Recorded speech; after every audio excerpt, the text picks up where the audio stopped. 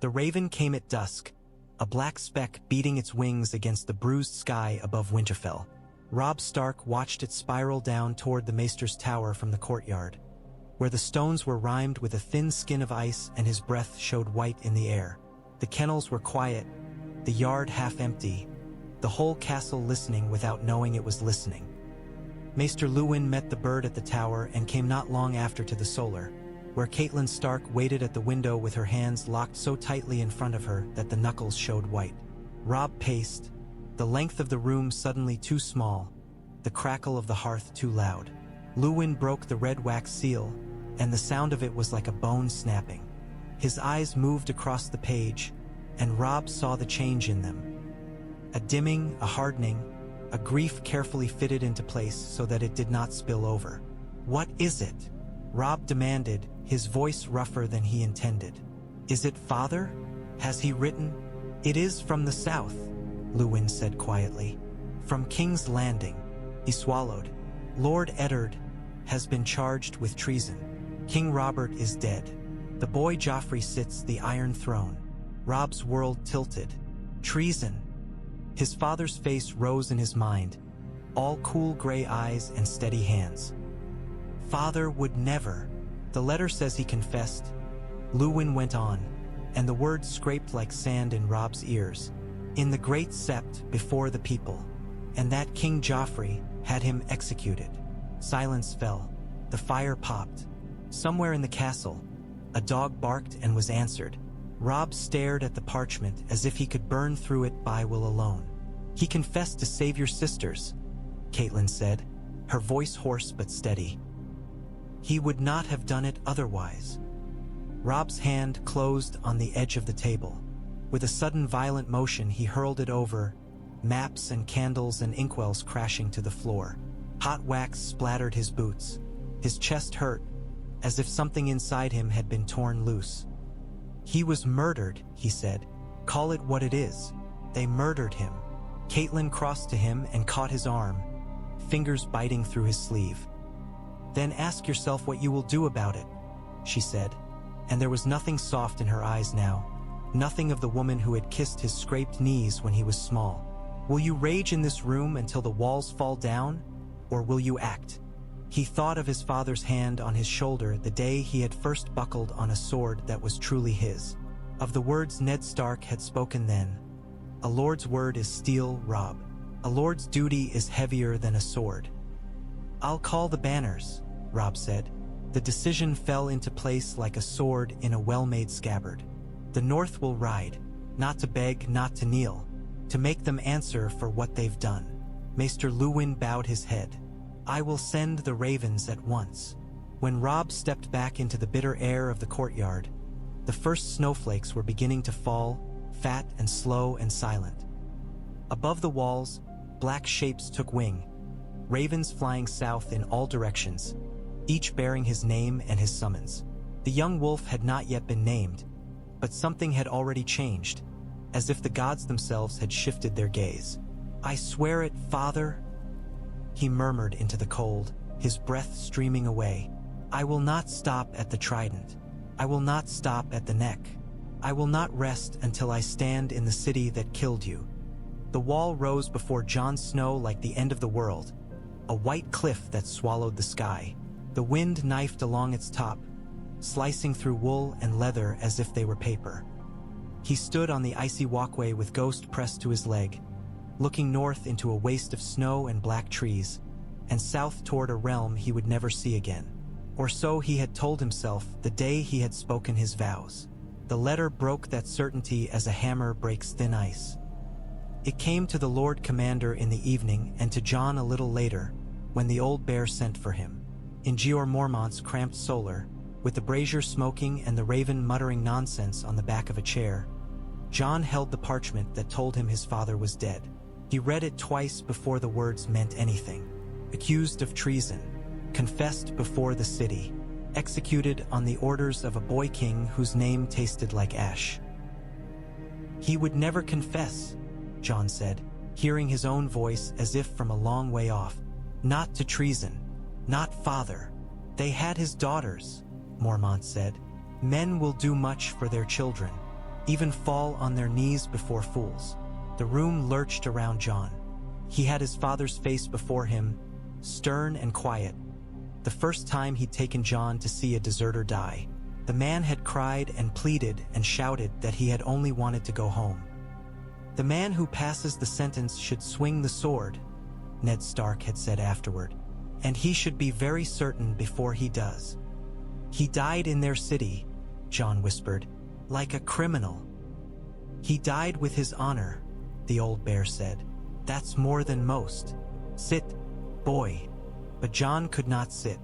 He paced the narrow space, the walls too close, the fire too hot, the air too thick. Beyond the stone, he could almost hear the rest of the world shifting. Robb would have the letter by now. Sansa and Arya were somewhere in that stinking southern city. His sisters, his father's bones. The thought of them trapped in the Lannisters' claws made his hands shake. "We'll send a letter north," Mormont said. "The Watch will express its sorrow. We will remind Robb Stark that the wall still stands, that our duty is here. Our duty." Jon had believed that once. The words of the oath had burned his throat when he spoke them, full of solemn fire. "I am the sword in the darkness, the watcher on the walls." What did those words mean now, with his father lying headless in some southern square? On the top of the wall later, the cold numb in his fingers, Jon stared south until his eyes blurred. Ghost pressed against him, sharing what warmth he had. In the gray distance, beyond hills and rivers and the soft lands he would never walk, a city rose in his mind. Red stone and iron, a throne made of swords, his father's blood on the steps. "If I had been there," he began. Ghost huffed softly as if in answer. The wind tore the words from his mouth. Jon thought of Robb with their father's sword in his hand and Winterfell at his back. Of the boy they had sparred with in the yard, who was now calling banners and marching to war. Of his own hands, empty on the wall, gripping a sword that would never swing at the neck that mattered. "I am the sword in the darkness," he had sworn, but the darkness was spreading far from the ice. He stayed until his fingers ached and his ears burned and his eyes watered. Only when the horn blew for the changing of the guard did he turn away. Down in the yard, the brothers of the Night's Watch moved through their duties, laughter and curses steaming in the cold air. The world turned as it always had atop the wall. But something had cracked in Jon Snow, fine as a hairline fracture in glass. He did not yet know that a blind old man would soon take that crack and drive a truth into it that would split his life in two. The Ravenry smelled of straw, droppings, and old ink. It was warmer than the yard, but Jon felt no comfort in the close air as the door swung shut behind him. The cages rustled with restless black shapes. The birds muttered and clicked their beaks, their dark eyes glinting in the candlelight. Maester Aemon sat at the small table beneath the narrow window, wrapped in his thin gray robe, his milk-white eyes turned toward the scrap of parchment before him. His hands trembled, but the fingers that traced the edge of the page were sure. "You sent for me, Maester," Jon said. Ghost slipped in at his heel and lay down, watching the birds with narrowed eyes. "Come closer, Jon," Aemon said. His voice was soft, but it cut through the rustle and croak. "I have read a letter that was not meant for me alone." Jon stepped forward. The parchment lay open on the table. The wax seal, broken and set aside, bore the faint impressions of a direwolf and something else beneath it. 3 heads pressed over by the first stamp long ago. "It came by way of Old Town," Aemon went on, "carried from hand to hand by men who remembered promises made in the shadow of a rebellion. Your father had it written before he died." Jon's hand hovered over the parchment without touching it. "My father," he echoed. The word felt strange. It had shifted under him since the day the old bear's letter told him Ned Stark was dead. "Eddard Stark lied," Aemon said. The words hit harder than any blow. Jon jerked back as if struck. "No," he said automatically. "He was the most honest man I've ever known." "Yes," Aemon murmured. "And he lied. To his king, to his lady, to his children. He lied every day you drew breath, Jon. For love." Jon's throat tightened. "About what?" "About you." Aemon's blind gaze fixed on him. About the woman who bore you and the man who sired you. He let you think you were his sin. It was kinder than the truth. My mother, Jon began, the old ache flaring. He would not speak of her. Her name was Lyanna Stark, Aemon said. His sister. She died in a bed of blood in a tower in Dorne, begging him to keep you safe. The man who put you there was not some nameless girl's folly. It was Rhaegar Targaryen. The room seemed to tilt. Jon clutched at the back of a chair to stay upright. The name was legend and song, harp strings and rubies on the Trident. The dragon prince who had burned and broken a kingdom. No, Jon whispered. I'm a Snow. You are what the world needed you to be, Aemon said gently. A Snow in the north, a bastard of Winterfell, kept Robert Baratheon's eye from you. He would have killed a dragonling. Jon saw flashes. His father's jaw clenched on unspoken words, Robert's heavy hand clapping his shoulder in Winterfell's yard, the way Ned Stark had turned away. Promise me, Ned, a woman's voice said from somewhere he had never been. If this is true, he managed, then I've broken my oath twice over. The Watch takes no king's son. The Watch takes men, Aemon said. Not bloodlines. We take the realms unwanted and make something of them. That is our duty. But the realm has changed since I took the Black. Dragons fell. Kings rose and fell. Now the dead stir in the woods and a boy sits a throne of swords he was never meant to touch. Aemon's fingers tightened on the parchment. Your brother rides to war, Jon. Robb Stark calls the banners. South, lions sharpen their claws. If you stay, you will do your duty here. You will die here sooner or later, as I will. If you go, you betray your vow and risk your life. But you might do more than hold a piece of ice against the night. Jon's mind reeled. Robb in the Riverlands, calling himself king. His sisters in King's Landing. His father's bones somewhere on the long road north. And now this, a birth he had never known, a name he had no right to. What do you want from me? He asked. Nothing, Aemon said. I am too old to want anything. I offer you truth, that's all. It is a cruel gift. You may throw it away if you like. But the letter exists. Men besides us know of it. There are maesters in Old Town and Southron lords who whisper of a wolf with dragon's blood at the end of the world. Jon closed his eyes. The words of the oath rose up in him, clashing with the memory of his father's quiet lies. I shall take no wife, hold no lands, father no children. I am the sword in the darkness. Father broke oaths to keep me alive, he said slowly. He lied to a king. If I stay here now with what I know, I think I'd be dishonoring him more than if I left. Aemon smiled, a worn, sad thing. Then you already know what you will do. The rest is only walking. Ghost got to his feet, as if he understood, his red eyes fixed on Jon. Jon looked at the letter, at the seal, at the trembling hands that had held it.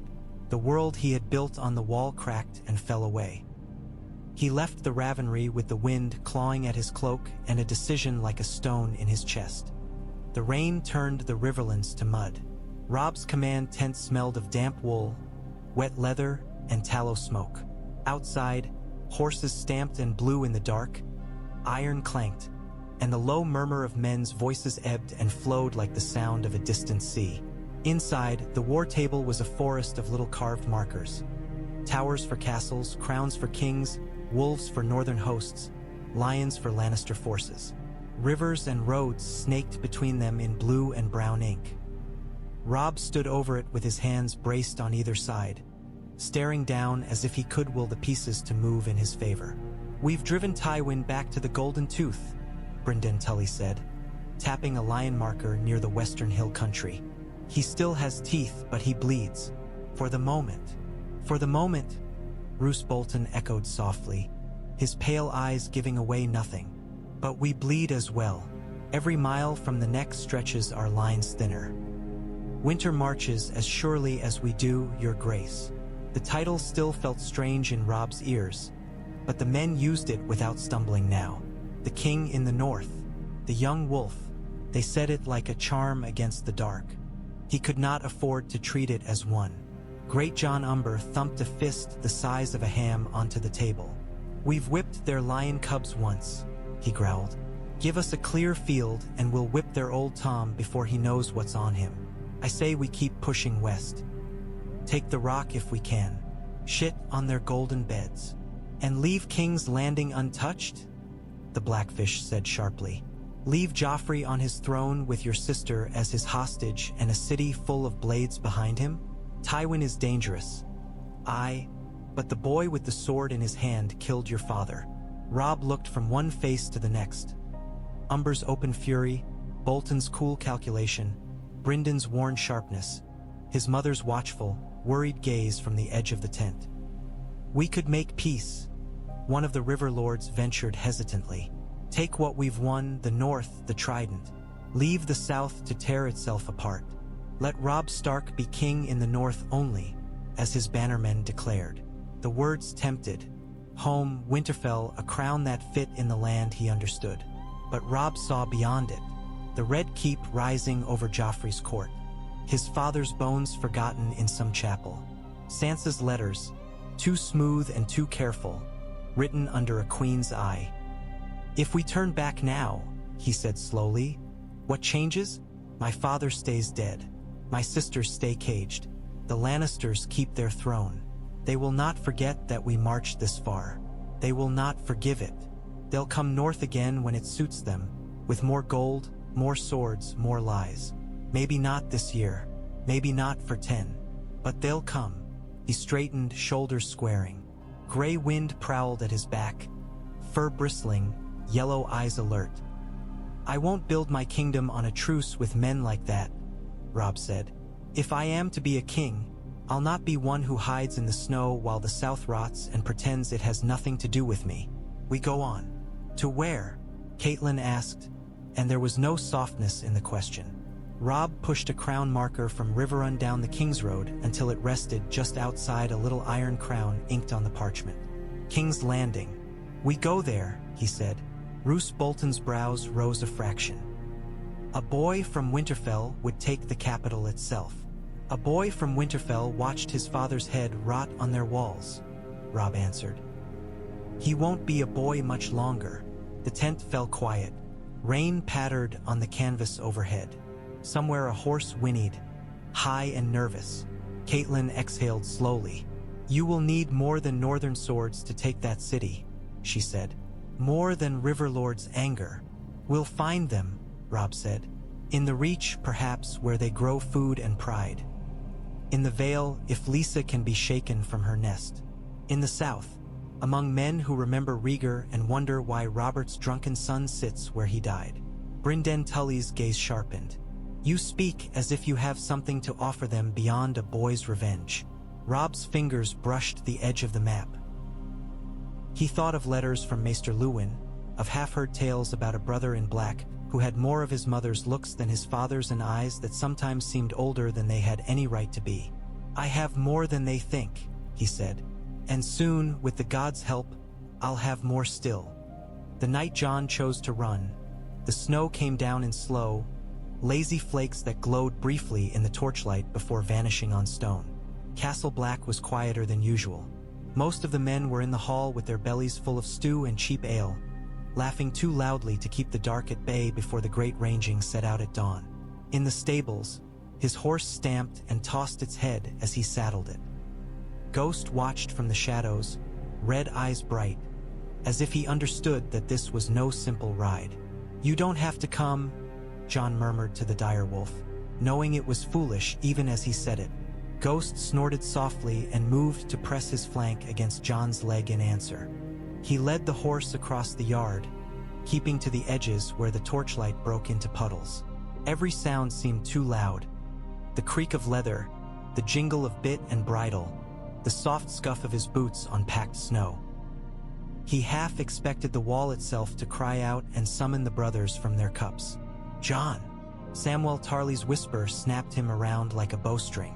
Sam stood at the foot of a stair, cloak thrown clumsily over a nightshirt, hair sticking up in damp tufts. Behind him, PYP and Gren peered into the light, faces pale. "You're leaving," Sam said. You really mean to? Jon's throat tightened. I have to. You took the oath, Gren blurted. We all did. Jon thought of Aemon's blind eyes. The letter, the name he'd never known was his. Of Robb on the march, banners snapping in cold wind. Of Sansa and Arya somewhere in a city that had killed their father.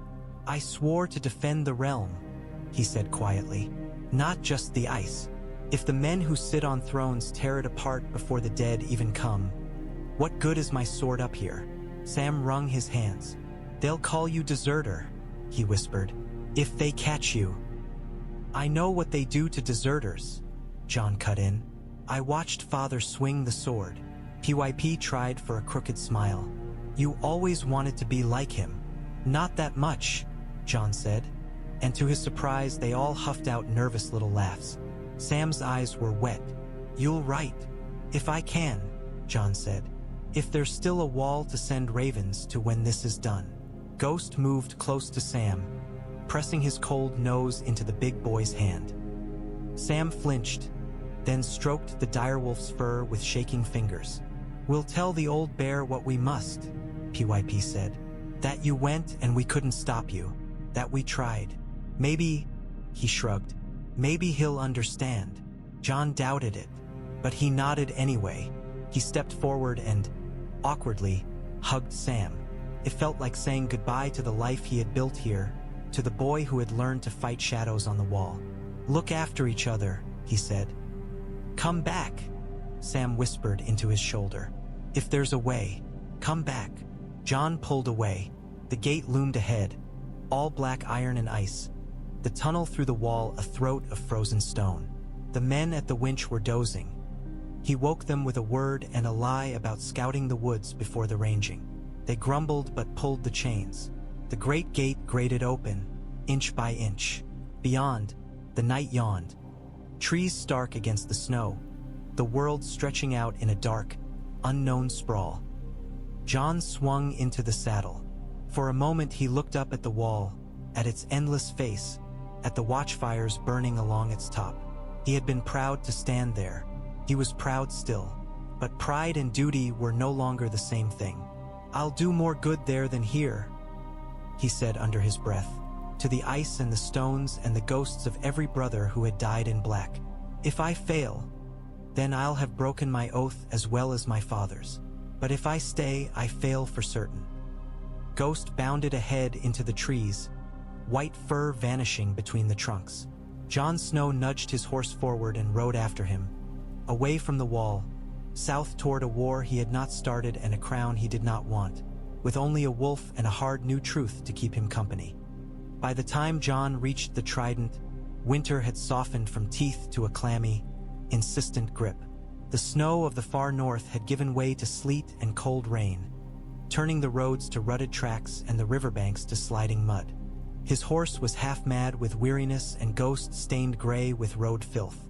On the fourth morning, he camped on a little rise above the river, where an old, twisted willow clung to the bank. A small fire hissed and spat under the drizzle, barely enough to warm his hands. Ghost gnawed a bone, ears flicking at every distant sound. Jon was turning a strip of rabbit over the flames when Ghost's head came up, nose lifting. The direwolf's body went still, then tense. What is it? Jon murmured. His hand went to Longclaw's hilt. He heard them then, the faint, rhythmic thud of hooves, muffled by the sodden earth but drawing closer.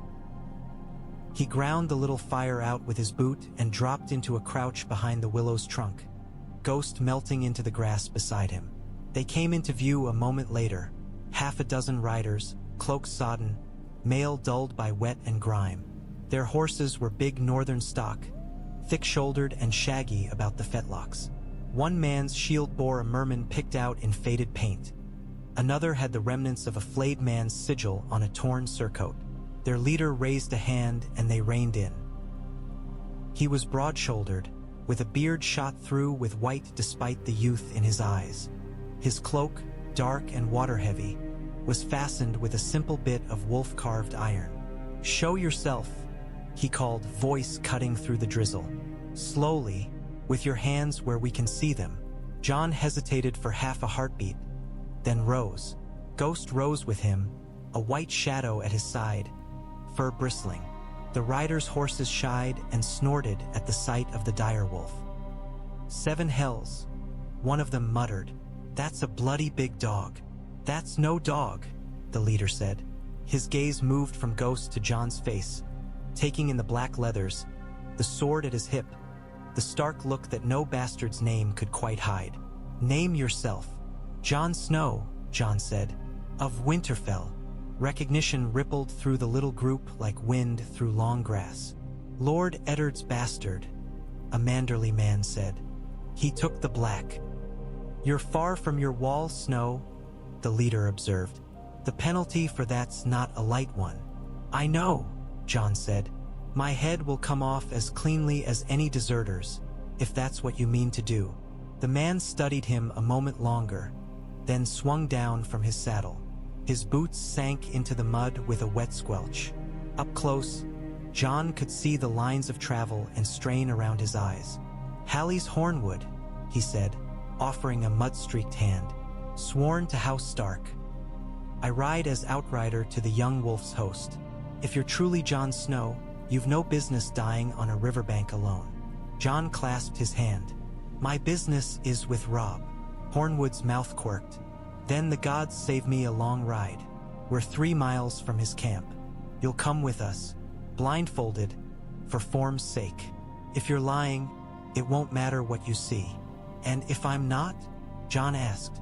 Hornwood glanced at Ghost, who stood motionless, watching, the river wind ruffling his fur. Then the king in the north gets his brother back, he said. And we get another wolf in the pack. They bound a cloth over Jon's eyes. Hands guided him into a saddle. He felt Ghost's flank brush his boot as they set off. The world narrowed to motion and sound. The rhythm of hooves, the hiss of rain, the low murmur of men talking just under the wind's voice. He thought, as they rode, of the last time he had left one home behind for another. Winterfell to the wall, boy to man, bastard to brother of the watch. This road felt different. He was not riding away from his past this time. He was riding straight toward it, with a truth in his chest that glowed like banked coals. Somewhere ahead, in a camp full of smoke and steel, Robb Stark would look up to see a blindfolded deserter led into his tent. Jon did not know whether his brother would greet him with an embrace or with a sword. He only knew that he was finally moving toward the place he was meant to stand when winter came. Robb's war tent was larger than any Jon had known at Castle Black, but it felt small when he was led inside. The blindfold came away in a rush of lamplight and canvas shadows. The smell of wet wool and smoke pressed close. A map table dominated the space, rivers and roads and little carved tokens scattered across it. Gray wind prowled behind it, pale eyes fixed and hackles raised, lips peeled back from his teeth. Behind the table stood Robb Stark. For a heartbeat, Jon saw only the boy he remembered, the brother who had wrestled with him in the Godswood, who had shared beds and laughter and bruises in Winterfell's yard. Then the differences resolved. The mail under his cloak, the new weight in his shoulders, the hollows under his eyes that war had carved there. You ran from the wall, Robb said. His voice was rougher, deeper, but the cadence was still Robb's. Do you remember what Father did to the last man who came north with that name? The words hit like a slap. Jon felt the eyes on him. Northern lords, river knights, his mother's sharp stare from the side of the tent. Ghost slipped in at his heel and stopped, a white shadow facing gray wind. I remember, Jon said. I held the sword that day after Father swung. I cleaned the blood from it. You knew the price, Robb pressed. And you broke your oath anyway. Jon met his gaze. It wasn't the only oath that was broken, he said quietly. Not the first and not the last. Catelyn stirred. What is that supposed to mean? She demanded, the words tight. Jon had not meant to speak of it so soon, but the truth sat inside him like a stone. It had to be moved or it would crush him. Maester Aemon told me who my mother was, he said. Who my father was. Catelyn's face went still. Robb's hands tightened on the edge of the table. "Your mother was some camp follower," Catelyn said sharply. "Or tavern girl." "Ned." Her voice caught on the name, and she forced it forward. "Ned lost his head for his honor. Do not spit on it with rumors." "He lost his head for a truth," Jon said, "and for trying to tell the wrong king." He swallowed. "My mother was Lyanna Stark, your sister. My father was Rhaegar Targaryen." The tent seemed to shrink. The map, the lamps, the men, all faded to the two of them standing on opposite sides of the table with a gulf between them wider than any river it showed. "Rhaegar is dead," Robb said, but there was doubt in it. "So is Lyanna," Jon said, "but there are men in Old Town and maesters with letters who will swear they were wed, that I was born in a tower in Dorne, and Ned Stark carried me from it and called me his sin so Robert Baratheon would never think to count my years." Catelyn's hand went to her mouth. "No," she whispered. "He would have told me." "He told no one," Jon said, "because if he spoke the truth, Robert would have killed me. He chose my life and his honor died with him." Aemon showed me the proof. Grey Wind's growl rumbled in the enclosed space. Ghost, white and still beside Jon, watched him with unblinking eyes.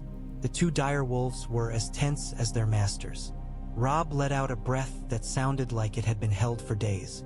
"If this is true," he said slowly, "then you broke your oath to the Watch for more than a brother's love." "I'd have broken it for that alone," Jon said. "But yes, there's more. The realm is tearing itself apart over a throne that might already have an heir no one counted. The dead stir beyond the wall. And the man who raised me lied every day he looked at me. I couldn't stay where I was and pretend those things didn't matter." For a moment, Robb's face crumpled and the king fell away. "You left without saying goodbye," he said, and it was the boy speaking now, wounded and younger. "When you rode north. Now you come south with half the songs in the world wrapped around your name and expect me to know what to call you." "Call me Jon," Jon said. His voice was rough. "I don't know what the rest of it means yet. I only know I'm your brother. Bastard or prince, wolf or dragon, it doesn't change that." The silence stretched. Then Robb stepped around the table. For a heartbeat Jon thought he meant to hit him. Instead, Robb reached out and pulled him into a hard, breath-stealing embrace. Mail bit into Jon's arms. Robb's hand thudded against his back. "You're a damned fool," Robb muttered into his shoulder. "You've put the whole world on its head. You're the one marching on King's Landing," Jon managed. His throat ached. "I'm only keeping up." Grey Wind came forward slowly. Ghost, after a moment, did not bristle. The two direwolves sniffed each other, noses touching, then settled side by side, yellow eyes and red watching the tent. When they drew apart, Robb's eyes were bright. "You know what this means," he said. "If what you say can be proven, if Father's letters can be brought into the light, Joffrey's claim is not just stained. It's nothing. The realm will have to choose between Baratheons and a Targaryen no one knew existed." "I didn't come to take a crown from you," Jon said. Robb barked a laugh. "I never wanted one," he said, "but I have it all the same. King in the north, king of winter and wolves. I can't be king of the south as well. I won't, but a king in the south who is also my brother." He looked at the map, at the little iron crown over King's Landing. "That might be something new. And if the realm won't accept it?" Catelyn asked, her voice ragged. "Then we'll make them," Robb said. "One battle at a time." They gathered the chosen few for the next council. When the shouting of the camp had faded to a low murmur and the rain drummed steady on the tent, Catelyn stood with her arms folded, Brynden Tully at her side. Roose Bolton watched with his pale, unreadable eyes. Hally's Hornwood and Galbart Glover flanked the entrance. No stray ears would slip inside. On the table, the lion markers had been shoved to the edges. In their place, Robb set a single crown and, beside it, the little carved dragon that had sat and used in Maester Lewin's box of game pieces for years. "This doesn't leave this tent," Robb said. "Not until we decide what to do with it." Jon could feel their eyes on him again. He had never been so conscious of being looked at in his life. At Winterfell he had been half seen, an afterthought. On the wall he had been one black cloak among many. Here every breath he took seemed to shift the air. "Say it plain then," Brynden Tully said. "We've heard scraps and stories. Let's have the thing whole." Jon told it, Lyanna's name and Rhaegar's. A tower in Dorne that men called the Tower of Joy for reasons that had always sounded like mockery. A bed of blood and blue winter roses. Ned Stark's grief and his promise. "They were wed," Jon said. "In secret. There are witnesses if we can reach them. Septons. Men in the Kingsguard who never came back from that tower. Maesters who tended Lyanna in her last days. Aemon said father put it all to parchment before he died and had it sent where it might be safe." "And you believe it," Roose said. His tone said belief had little to do with anything. "I do," Jon answered. "Father's whole life makes more sense if it's true than if it isn't." Catelyn's mouth was a hard line. "His whole life, perhaps," she said. "Mine becomes something else entirely. Years thinking my lord had betrayed me with some nameless girl, learning to swallow that hurt, all for this. For you and your children to live," Jon said. "If Robert had known, he would have killed me, and he might have killed Sansa and Arya too, just to be certain." Her gaze met his, steady and unsparing. "I know what Robert Baratheon was," she said. "And I know what Ned chose to do. I will never thank him for the way he did it. But I understand the why." She looked away first. "Go on." "The Lannisters rule because they say Joffrey is Robert's son," Robb said, picking up the thread. "Father died proving that was a lie. Now we learn there's another truth beneath it. The realm thought it had killed every last dragon. It seems it missed one." "The realm has had enough dragons," Brynden said.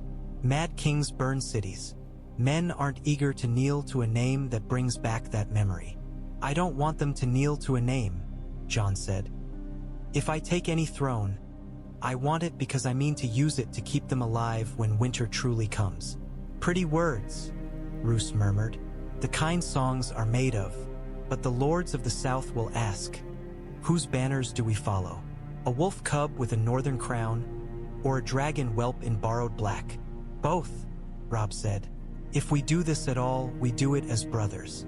The north keeps its king. The south has one of its own. 2 thrones if they must exist, but tied by blood and common cause, not set at each other's throats like stags." "Storm and fire do not often lie down together," Brynden observed. "But storm and snow, perhaps." Catelyn's fingers dug into the wood of the table. "You speak as if it were already done," she said. "As if you can simply walk into King's Landing, drag Cersei from her chair, and sit this boy on it." Jon almost laughed. "I've seen the city," he said. "In father's stories, in letters. It's not a chair you sit on. It's a nest of blades, which we can use," Robb said. "The realm is tired, mother. Tired of lions and drunkards.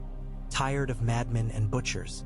If we take the city and show them Joffrey for what he is, if we bring father's letters before the right eyes and have the right tongue speak for Jon, some will fight us. A great many will be glad to have something new to swear to. And if they're not?" Catelyn asked. "Then we hold the city as best we can and make sure that when the cold comes, there's still a wall to hold it," Jon said. "I won't pretend I can make everyone love me. I can try to give them reasons not to hate me more than they hate each other." Brynden snorted. "Ambitious, for a Snow. For a Stark," Robb corrected. "And for a Targaryen. He's both, whether we like it or not." He turned to Jon. "If we go through with this, there's no going back. The Watch will call you deserter. The Lannisters will call you usurper. Baratheons will call you pretender. There will be daggers aimed at your back from every corner of the realm." Jon thought of the wall again, of the quiet dread beyond it. "There will be daggers aimed at my back whether I wear a crown or not," he said. "At least this way, I might be standing where they can't be used to stab the living world in the dark." Catelyn stared at him for a long, measuring moment. Then, slowly, She extended her hand across the table and laid it over his. "I will not forgive Ned," she said. "Not in this life, but I will not see the realm fall because of my bitterness. If this is the path we choose, I will walk part of it with you. For my daughter's sakes. For my sons." Her grip tightened. "If you make monsters, Jon, I will fight them, even if they wear your face." "You won't have to," he said. "Or if you do, I'll expect no less." Robb exhaled, a breath that seemed to lift some weight from his shoulders and settle a heavier one in its place. "Then it's done," he said. "We march on King's Landing. We take their city, break their lions, and show the world what Father died for." He picked up the little dragon piece and set it beside the crown over the inked city. "2 wolves," he murmured. "1 throne too many. We'll find a way to share the burden." Dawn came leaden and low, the clouds hanging over the northern camp like a sodden cloak. The rain had gentled to a fine, needling mist that beaded on mail and fur alike. On the slope below the young wolf's hill, the host formed into rough ranks. Long files of men with spears and swords, shields slung, banners stirring in the thin breeze. Robb sat his horse atop the rise, cloak dark against the gray wind pacing before him. Jon stood a little behind and to his right, not yet crowned, not yet anything more than a brother and a promise in the eyes of most men. Ghost sat at his stirrup, white fur startling against the trampled, muddy ground. The murmur of thousands of voices ebbed and flowed until Robb raised his hand. It fell away, leaving only the soft patter of rain and the creak of leather. "Men of the North," Robb called. "Men of the Trident. Men who answered when Winterfell called." The words rolled over the host. Faces turned up, bearded, clean-shaven, scarred, young. Some wore the marks of old campaigns. Others had only the down of first beards. All of them waited. "You followed me when my father was taken from us," Robb went on. "You crossed the neck and fought lions in the Riverlands.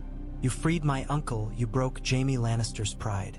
You named me your king, and I swore I would win us justice." He let that hang, feeling the weight of their eyes. "I could make peace now," he said.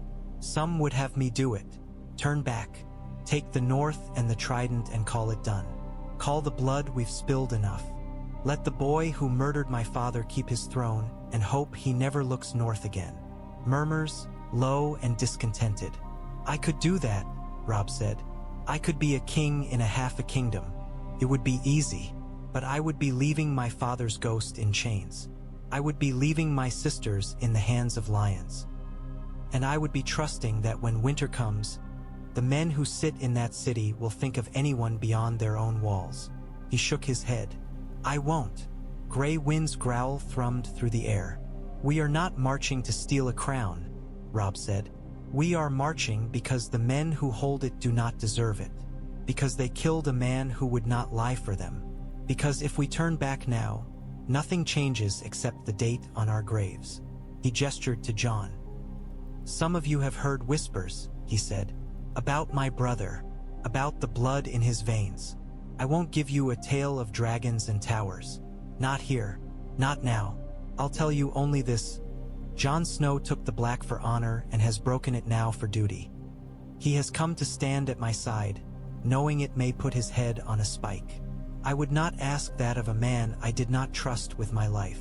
Jon felt hundreds of eyes rake over him. He met them as best he could, his back straight, ghost steady at his side. "If any man here feels his honor cannot bear to march beside a deserter," Robb said, "let him step forward now, speak his name, and go north. I'll not hang him for it." Silence. Men shifted, glanced at one another, but no one moved.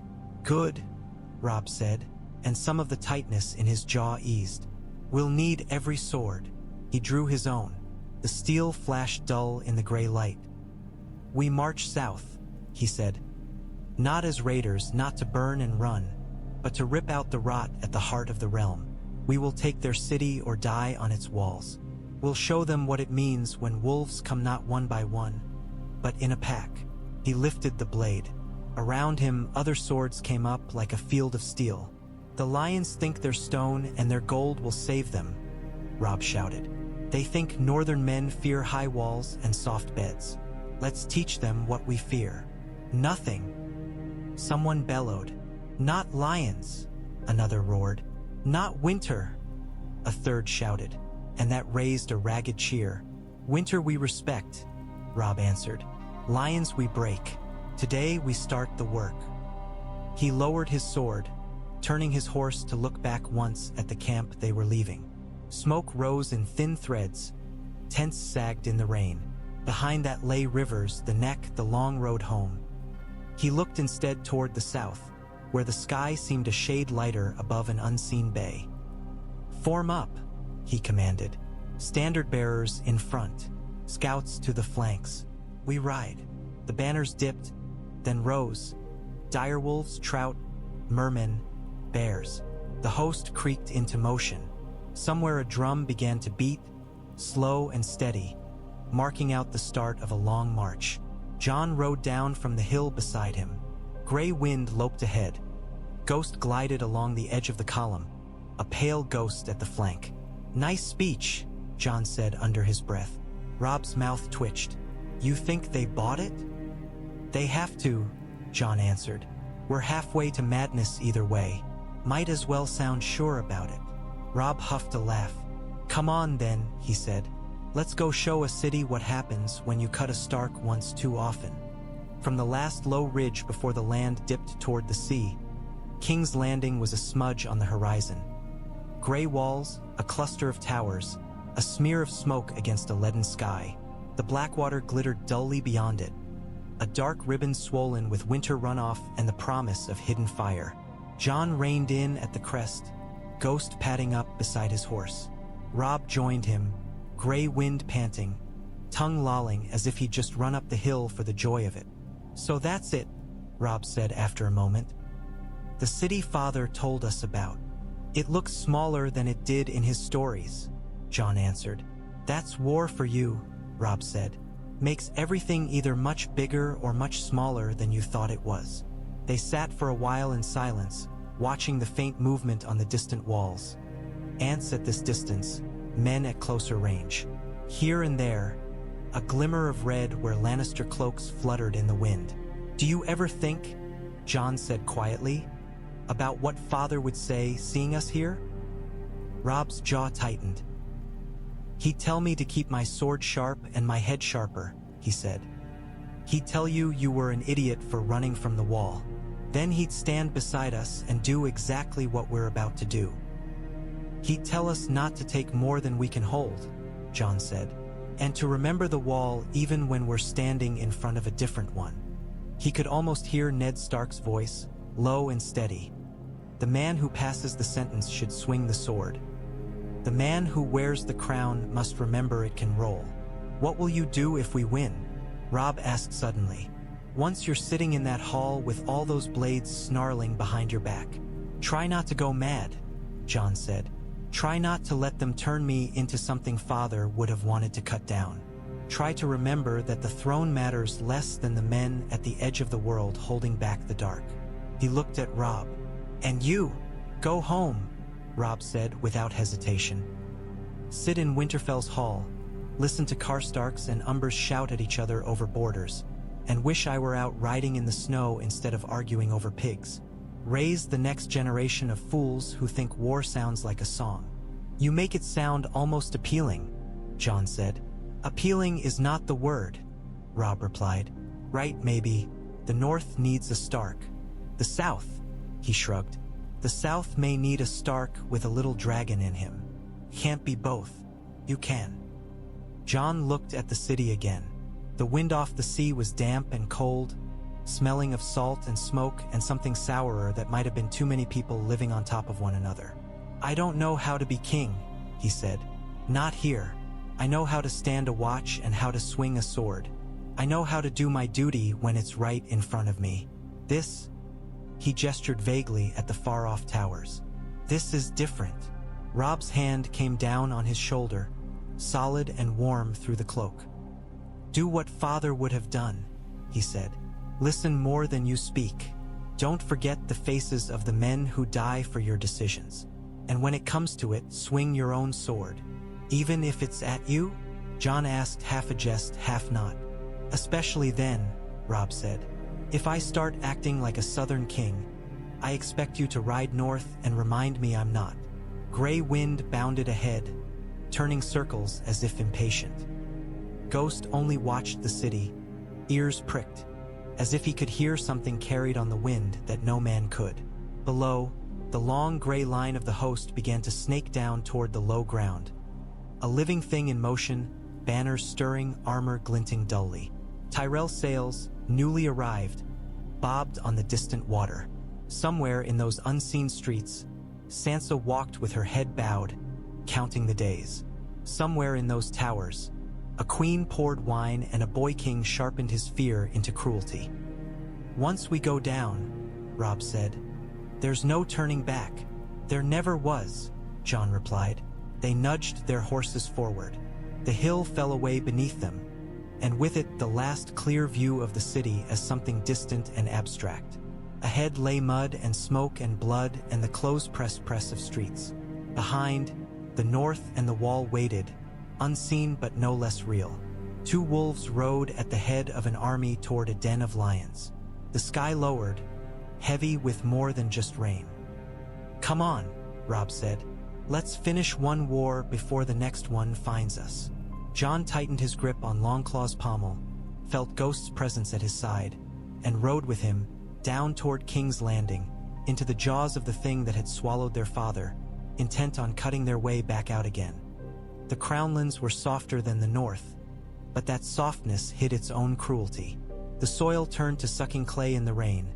The air hung heavy with the smell of rot and stagnant water from the Blackwater rush, and the low hills rolled like the backs of half-submerged beasts, making ambushes and blind ground inevitable. The Stark host had made camp on a rise that commanded the river and the road. Fires dotted the slopes, small and carefully banked, their smoke pinned low by the pressing clouds. Beyond, in the distance, the faint, jagged shadow of King's Landing broke the horizon, a dark smudge of walls and towers and smoke.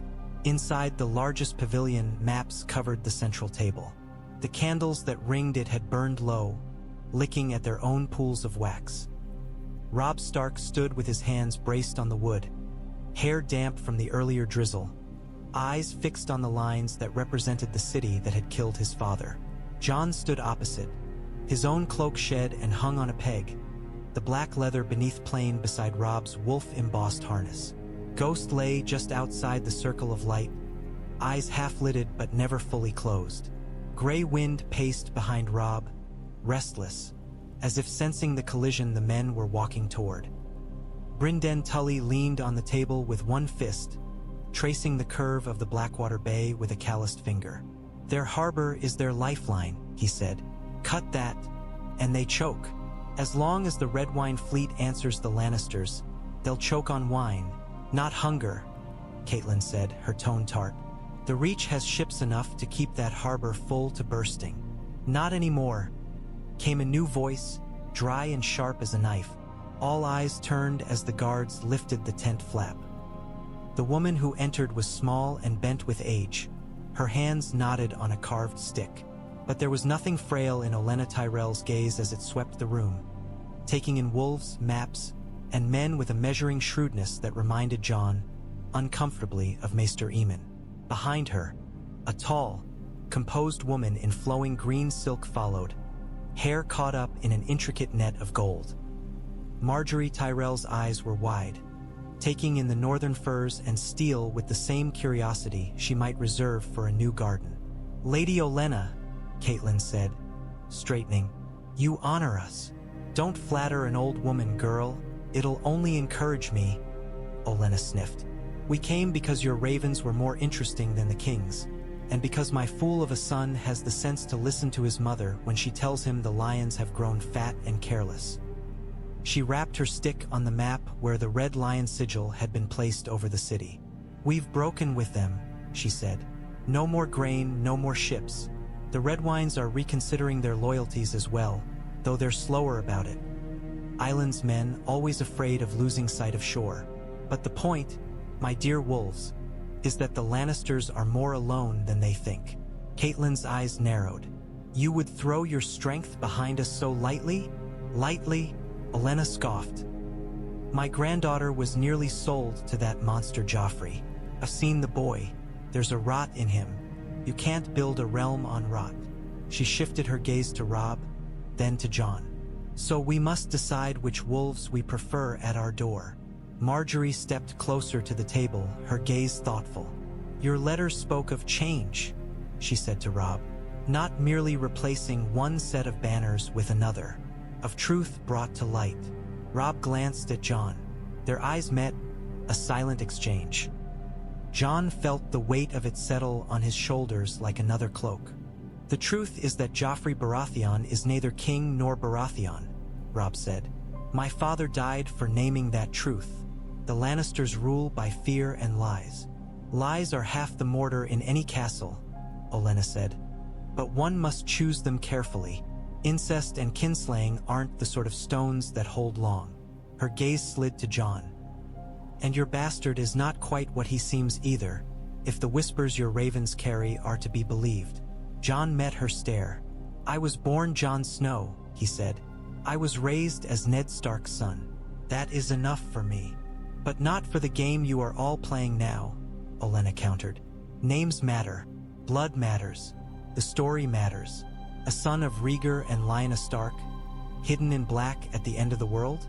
That is a story men will kill for, or die for." She smiled, thin and sharp. "With the right encouragement." Marjorie studied Jon. There was nothing romantic in her gaze. It was cool, assessing, as if she were considering a piece on a Sivas board. "You don't look like a dragon," she said. "But you have his eyes a little. Rhaegar's, I was a girl when he rode through Highgarden. All silver and song." Her smile faltered. "And doom. I'm no Rhaegar," Jon said quietly. "I have no harp, no crown. Only a sword and a duty I barely understand." "Perfect," Olenna sniffed. "The ones who chase crowns are the ones least fit to wear them. So, here is my offer, boys." She pointed the end of her stick at Robb, then at Jon. "We bring our fleet, our grain, our gold. We help you take this stinking city. In return, when the dust settles, my rose sits beside whatever wolf the realm chooses to call king." Silence. Then Robb said, "You want Marjorie to be queen?" "I want her to be safe," Olenna said, and for a heartbeat, age showed through the armor of her wit. "Safe and powerful enough to stay safe. A Stark alone on that throne will have every old lion and young elk snapping at his heels. A Stark with the reach at his back and in his bed has a better chance of keeping his head." Jon looked from grandmother to granddaughter. Marjorie's expression had smoothed into gentle interest, but there was steel beneath it. "If the realm accepts my claim," he said slowly. The words still felt foreign in his mouth. "If the truth can be proven, if we live long enough to see such a day, then yes, I will need allies. I will need a queen who can walk in gardens and poison pits I barely understand." Marjorie's eyes warmed, just a fraction. "And you, Robb Stark?" she asked. "King in the north. Will you stand with a brother on a southern throne?" Robb's jaw worked. "If Jon takes that throne, it will not be as my subordinate," he said. "We are not pledging the north to another southern king. We are making something new. Two kings, bound by blood, not chains. If the Reach can live with that, we have an accord." "The Reach can live with a great many things, so long as its fields stay green and its bellies full," Olenna said. "We'll call it an arrangement, and we'll revisit it if either of you boys grow too stupid for comfort." She rapped the table again. "In the meantime, there's the small matter of taking the city in the first place. Our spies say the Lannisters hoard wildfire in their cellars, and that some half-clever dwarf plans to burn Stannis Baratheon's ships to cinders with it when he finally grows the courage to come knocking. I don't intend for my fleet to share that fate." "Wildfire," Brynden Tully muttered. "7 save us. 1 spark, and half the bay becomes hell." Jon's mind clicked into motion. "If we can force them to spring their trap early," he said. Into empty ships or their own? We might turn their weapon against them. Robb's eyes sharpened. Then we plan a battle where the water burns green, he said, a grim smile tugging at his mouth. And when the flames die, wolves walk through the smoke. Catelyn looked at Marjorie Tyrell, at the girl who might one day sit beside a son she had never quite claimed. Be sure you know what you are asking for, child, she said quietly. Queens bleed too, when men go to war over their crowns. Marjorie met her gaze without flinching. So do small folk, she said. So do little girls who are promised to monsters. I would rather bleed for a realm worth saving than sit idle while lions gorge themselves. Catelyn inclined her head, the barest concession. Then let's speak of Wildfire, she said, and of how to walk a city built on treachery without burning to death in the process. Tyrion Lannister hated King's Landing's underbelly almost as much as he hated its people, which was saying something. The tunnels beneath the city were a labyrinth of damp stone, rat droppings, and the lingering ghosts of Mad King's whims. The air tasted of mold, stale piss, and something else today. An acrid, sharp tang that reminded him uneasily of the time he'd knocked over a lantern in Casterly Rock's armory as a boy and watched the oil catch. We have been very busy, my lord Hand, the pyromancer simpered, his voice reedy under the hood. His eyes, when he glanced at Tyrion, shone with a fanatic's light in the greenish luminescence that seeped from the clay pots stacked along the walls. I can see that, Tyrion muttered. He paused before one of the racks, eyeing the neat rows of sealed jars. How much? The pyromancer puffed up. 10,000 pots, perhaps more. The substance has never been so eager. It burns hotter these days.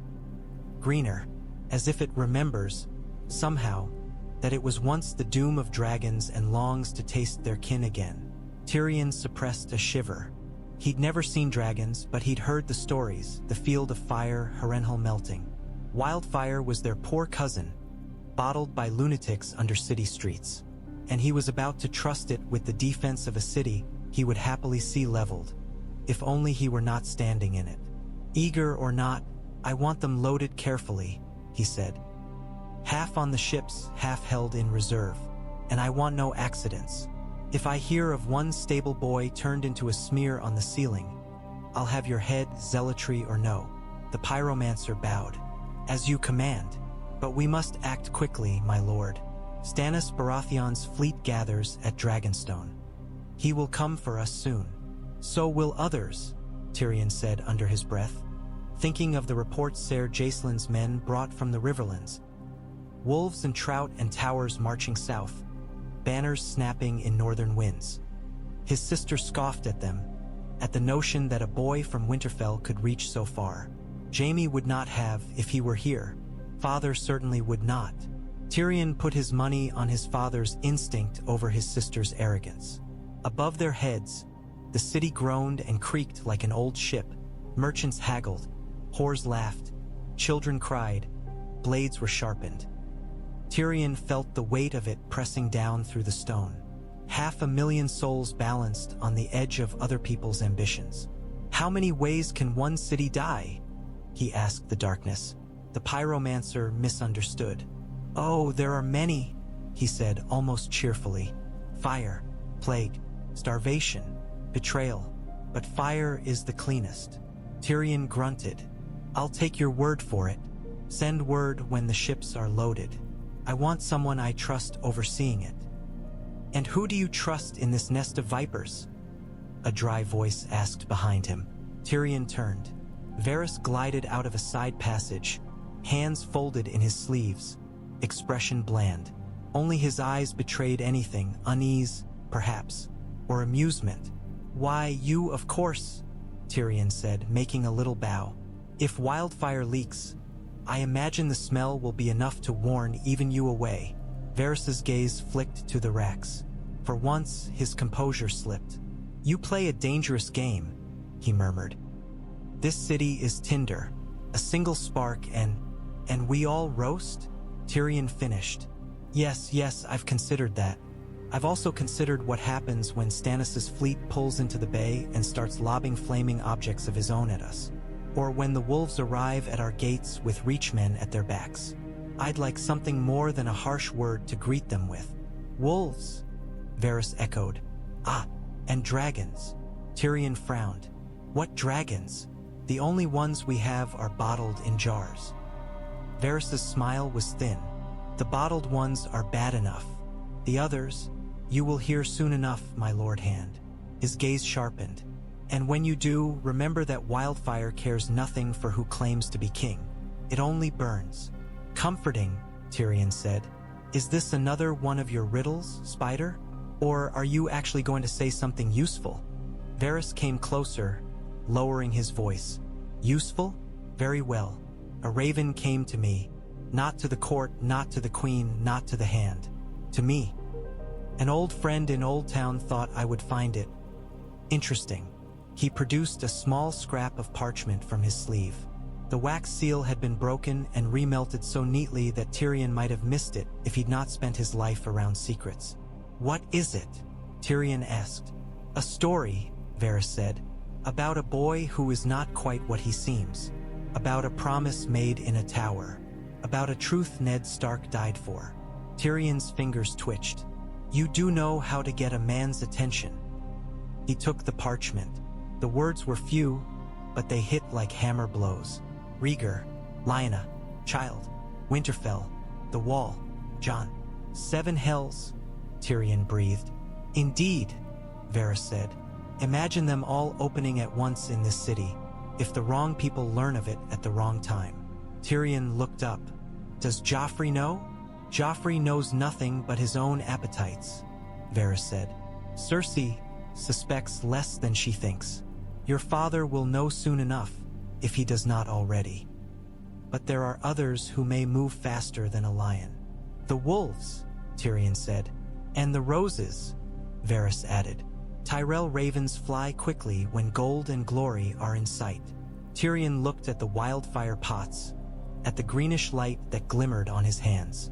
So we have a mad boy king, a vengeful wolf, a half-forgotten dragon, a Baratheon siege, and enough wildfire to turn us all into cinders, he said. Tell me again why I didn't stay in bed today?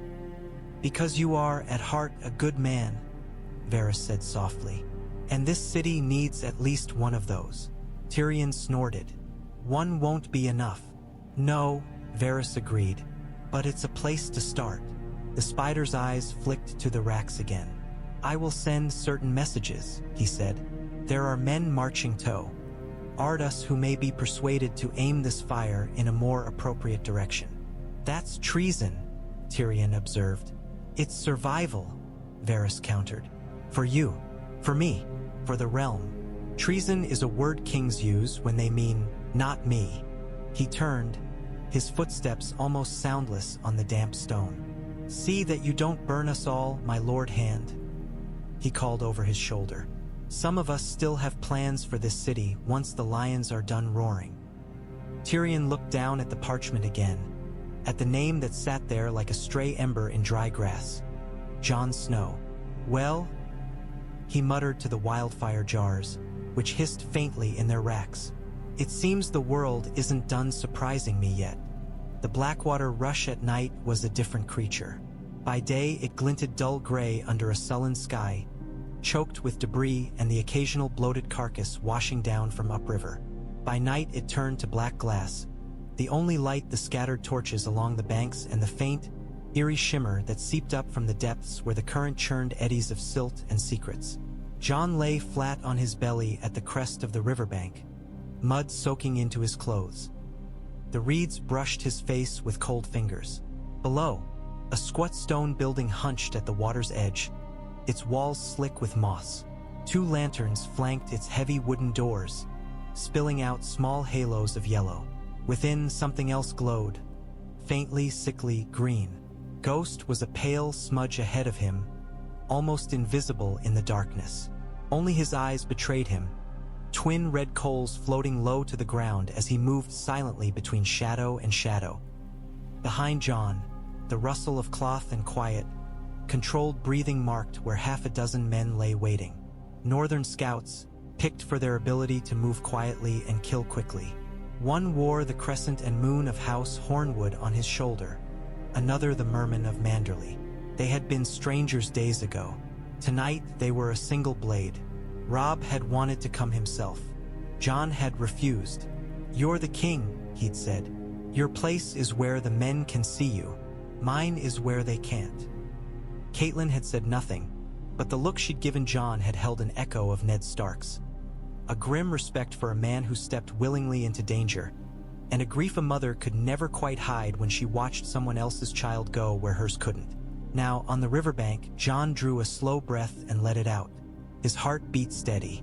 The knights on the wall had honed him into something leaner, sharper. The fear was there, but it was a familiar companion. He raised 2 fingers. The men behind him shifted, ready. Below, one of the guards at the door, a tired-looking man with a Lannister crimson cloak thrown over mismatched mail, yawned. He thumped his spear against the flagstones, the sound carrying up the bank. "Bloody cold," the other muttered. "Can't they store their damned witchfire in the city like normal folk?" "Normal folk don't store wildfire at all," the first said. "We're all going to end up green smears on the wall if the Kingsguard keep playing with it." Jon made a small gesture. Ghost slid forward, low to the ground. The direwolf's paws made no sound on the slope, his white fur a ghostly blur. He vanished behind a boulder near the storehouse, waiting. Jon and the others followed, moving in short, controlled bursts. Their cloaks were dark, their armor muffled with leather. The river's murmuring covered the small sounds of their approach. At the foot of the bank, Jon signaled again. 2 men peeled away, circling wide to the right. Another 2 went left. Jon and 1 more crept straight down, hugging the shadow of the wall.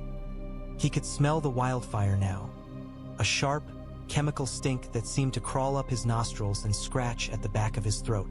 It reminded him of the stories old Nan had told of Dragonflame. Not clean like wood smoke, but acrid, hungry, wrong. One of the guards shifted his weight. Ghost moved. He came out of the dark like a piece of the night given teeth. The man had time for 1 strangled syllable before Ghost's jaws closed on his throat. His spear clattered against the wall, then slid into silence. The other guard spun, eyes wide, mouth opening to shout. Jon was already there. Longclaw took the man under the arm, where his mail parted. The impact juddered up Jon's arm. The guard gasped, breath hissing between his teeth, then collapsed. Jon eased him down as quietly as he could, lowering him to the stones. Blood steamed in the cold air.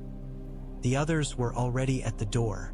One produced a set of thin, wicked-looking tools and went to work on the lock. Another watched the path back toward the city, bow half-drawn. The lock gave with a soft, ugly squeal. The door creaked inward. The smell hit them like a wall. Jon gagged, eyes watering. Inside, rows upon rows of clay pots gleamed faintly with inner light, stacked on wooden racks that ran the length of the chamber. The green glow painted the stone walls with sickness. "7 save us," one of the men whispered. "If this goes up." "It won't," Jon said sharply. "We're not here to light it. We're here to make sure they can't use all of it the way they want." He moved between the racks, Ghost at his heels, Ghost's nose wrinkling. The wolf growled low in his chest, uneasy. Varys's message weighed in Jon's mind. A network of spies within the city, pyromancers giddy with their own power. Tyrion Lannister, half his enemy's enemy and half their jailer, trying to thread a path between madness and necessity.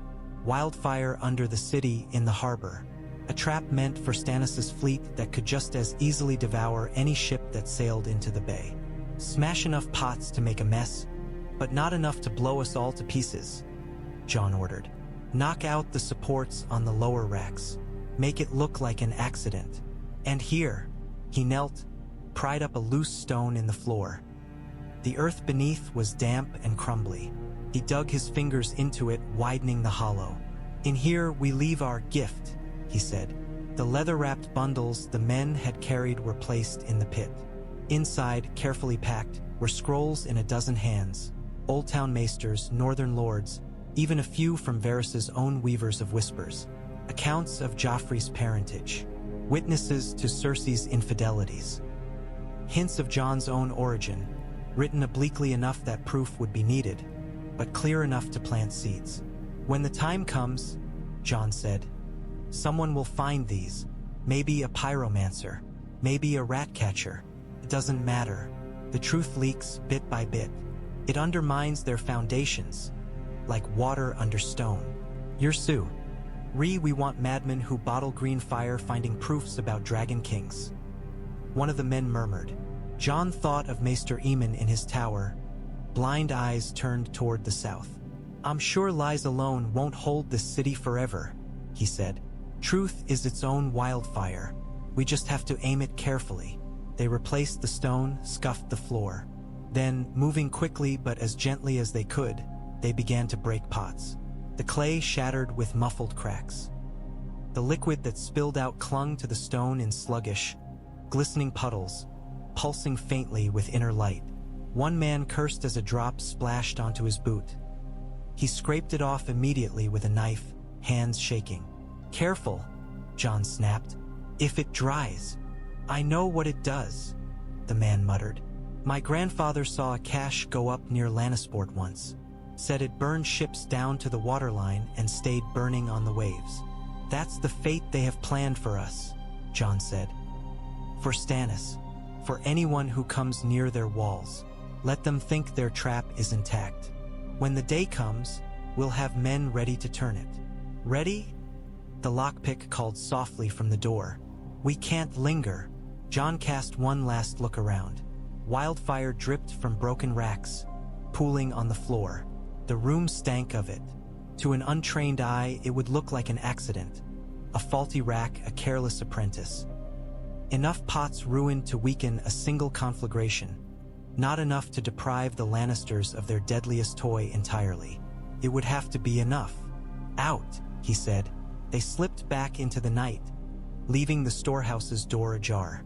A few minutes later, when the first faint wisp of smoke seeped out as some spilled droplet finally kissed a torch's embers, the sentries on the wall would come running. They would shout and panic and blame some poor doomed apprentice. They would not think of northern wolves until it was far too late. On the riverbank, Jon whistled softly. Longboats slid out of shadow, oars barely whispering. He swung aboard the nearest, Ghost leaping after him in a spray of cold water. As they pushed off, the glow from the storehouse brightened. A distant shout carried over the water, followed by others. Then, for a heartbeat, the world turned green. Wildfire flared inside the building, licking up the racks, licking out through the open door. The riverbank lit as if dawn had come early and sickly. The air thumped in Jon's chest with the force of the blast. Heat washed over them, then the cold closed in again. The stone walls held, blackened but intact. The flames guttered, then died, leaving only a faint, unnatural luminescence clinging to the stones. Accident, one of the men murmured. They'll call it an accident. We'll call it a start, Jon said. He looked downstream, toward where the river widened into the bay, toward the shadow of the city. Somewhere beneath those towers, pots just like the ones they'd broken waited in their thousands. Somewhere in those halls, Cersei Lannister slept, or tried to, and Joffrey dreamed of cruelty. We've seen their fire, Jon murmured. They haven't seen ours yet. The first true sight of King's Landing stole the breath from more than one northerner. Not for its beauty, though there was a certain harsh splendor in the way its walls knifed up from the rocky hills, but for its size. The city sprawled along the eastern shore of the Blackwater Bay like some vast, filthy beast, its hide a patchwork of slate and timber and red tile. Smoke belched from chimneys in greasy columns. The air carried the faint stink of too many bodies pressed too close together. From the ridge where the commanders watched, the walls seemed almost close enough to touch. They were higher than Winterfell's, studded with towers and crenellations, banners snapping in the sea wind. The Lion of Lannister flew from the Red Keep's highest turret, bright crimson against the washed-out sky. Below, the bay was crowded. Northern longships with their shallow drafts bobbed alongside broader Tyrell galleys, their sails furled. Some bore makeshift rams fixed to their prows, scavenged timber, iron-shod. Others carried siege towers in crude sections, ready to be hoisted ashore and assembled. Lannister ships, fewer than the reports had promised, clustered nearer the city's quays. Some listed oddly in the water, their hulls scarred. News of the accident at the storehouse had filtered back. A portion of their wildfire stock was lost, or at least rendered suspect. The men who tended their jars now flinched at every spark. On the walls, soldiers peered down. Their armor gleamed less brightly than in court parades. Their faces were thin, hungry, more afraid than proud. Jon could almost taste their unease from where he sat his horse beside Robb. "They weren't ready for us," Brynden Tully said, squinting against the wind. "They expected Stannis first. Thought they could deal with a single hammer before the wolves arrived. We'll make it a storm instead," Robb said. "2 blows at once." The plan they had pieced together over sleepless nights was simple in the way only desperate plans could be. Tyrell ships would feint a retreat, drawing Lannister vessels out into the bay. The Lannisters, trusting in their remaining wildfire and their knowledge of the currents, would spring their trap, unleashing green death on what they thought was Stannis' fleet adapted to new colors. But the wolves had more than one trick now. Empty hulks, weighted and unmanned, waded downriver, ready to drift into the killing zone. When the jars broke and the sea caught fire, it would be under their own bows. On land, northern and river lords would press the walls, building rams and sapping where they could. Not to take the city at once. No sane man tried to storm such fortifications in a single day. But to keep the defenders off balance, to tire them, bruise them, make them look everywhere at once until they missed the dagger aimed at their heart. "That dagger is us," Jon said quietly. Robb nodded. "You'll take your men through the postern gate bronze ladder rats found. Kill the guards, unbar it from the inside. Once we're in, we turn this from a siege into a street fight. You always were better at starting fights than finishing them neatly," Jon said, dryness in his tone. "I suppose I should be grateful you leave the ugly parts to me." Robb's smile flashed, quick and sharp. "You're the one who left the wall to dance with kings. Don't complain when the music starts." He raised a hand, shading his eyes. "Look there." The city's main gate loomed ahead. A tall, iron-bound thing set into the walls like a clenched jaw. Above it, figures moved. Even at this distance, the flash of hair and the way they held themselves set them apart from the rank and file. On a balcony of the Red Keep, high above, a thin figure in crimson and gold stalked the edge, gesturing wildly. Cersei, Jon thought. Or Joffrey, hard to tell. Beside the balcony, something glinted, a head on a spike, or a dozen. He could not make out details, but he knew one that had once been there, and his stomach clenched. He thought of Sansa somewhere within those walls, of her letters written in shaky script under watchful eyes, of Arya, a ghost, of every man and woman who had suffered under Lannister rule while Southern lords debated whose claim mattered most. "We do this fast," he said. "The longer this drags, the more time they have to bleed us and starve us. The more chances there are for wildfire and treachery." "Fast," Robb agreed. "And hard." Behind them, the host shifted. Men tightened straps, checked bowstrings, murmured prayers. Some of the younger ones stared at the city with a mixture of awe and terror. They had heard of King's Landing all their lives. Not many from the north ever thought they'd see it, let alone lay siege to it. Catelyn rode up beside them, her hood thrown back despite the chill. The wind caught at strands of her hair. "When you go in," she said to Jon, voice low, "remember that not everyone in that city is your enemy. There are small folk, children, girls like my daughters, men who have never lifted a sword except to keep bread from being stolen from their hands." "I know," Jon said. "We're here for lions, not lambs." "The lions hide among the lambs," she said. "Be careful you don't become the thing you came to kill." It was not a reproach, not quite. It was a fear. Jon nodded. "I'll remember," he said. She looked at Robb then, her eyes softer and harder all at once.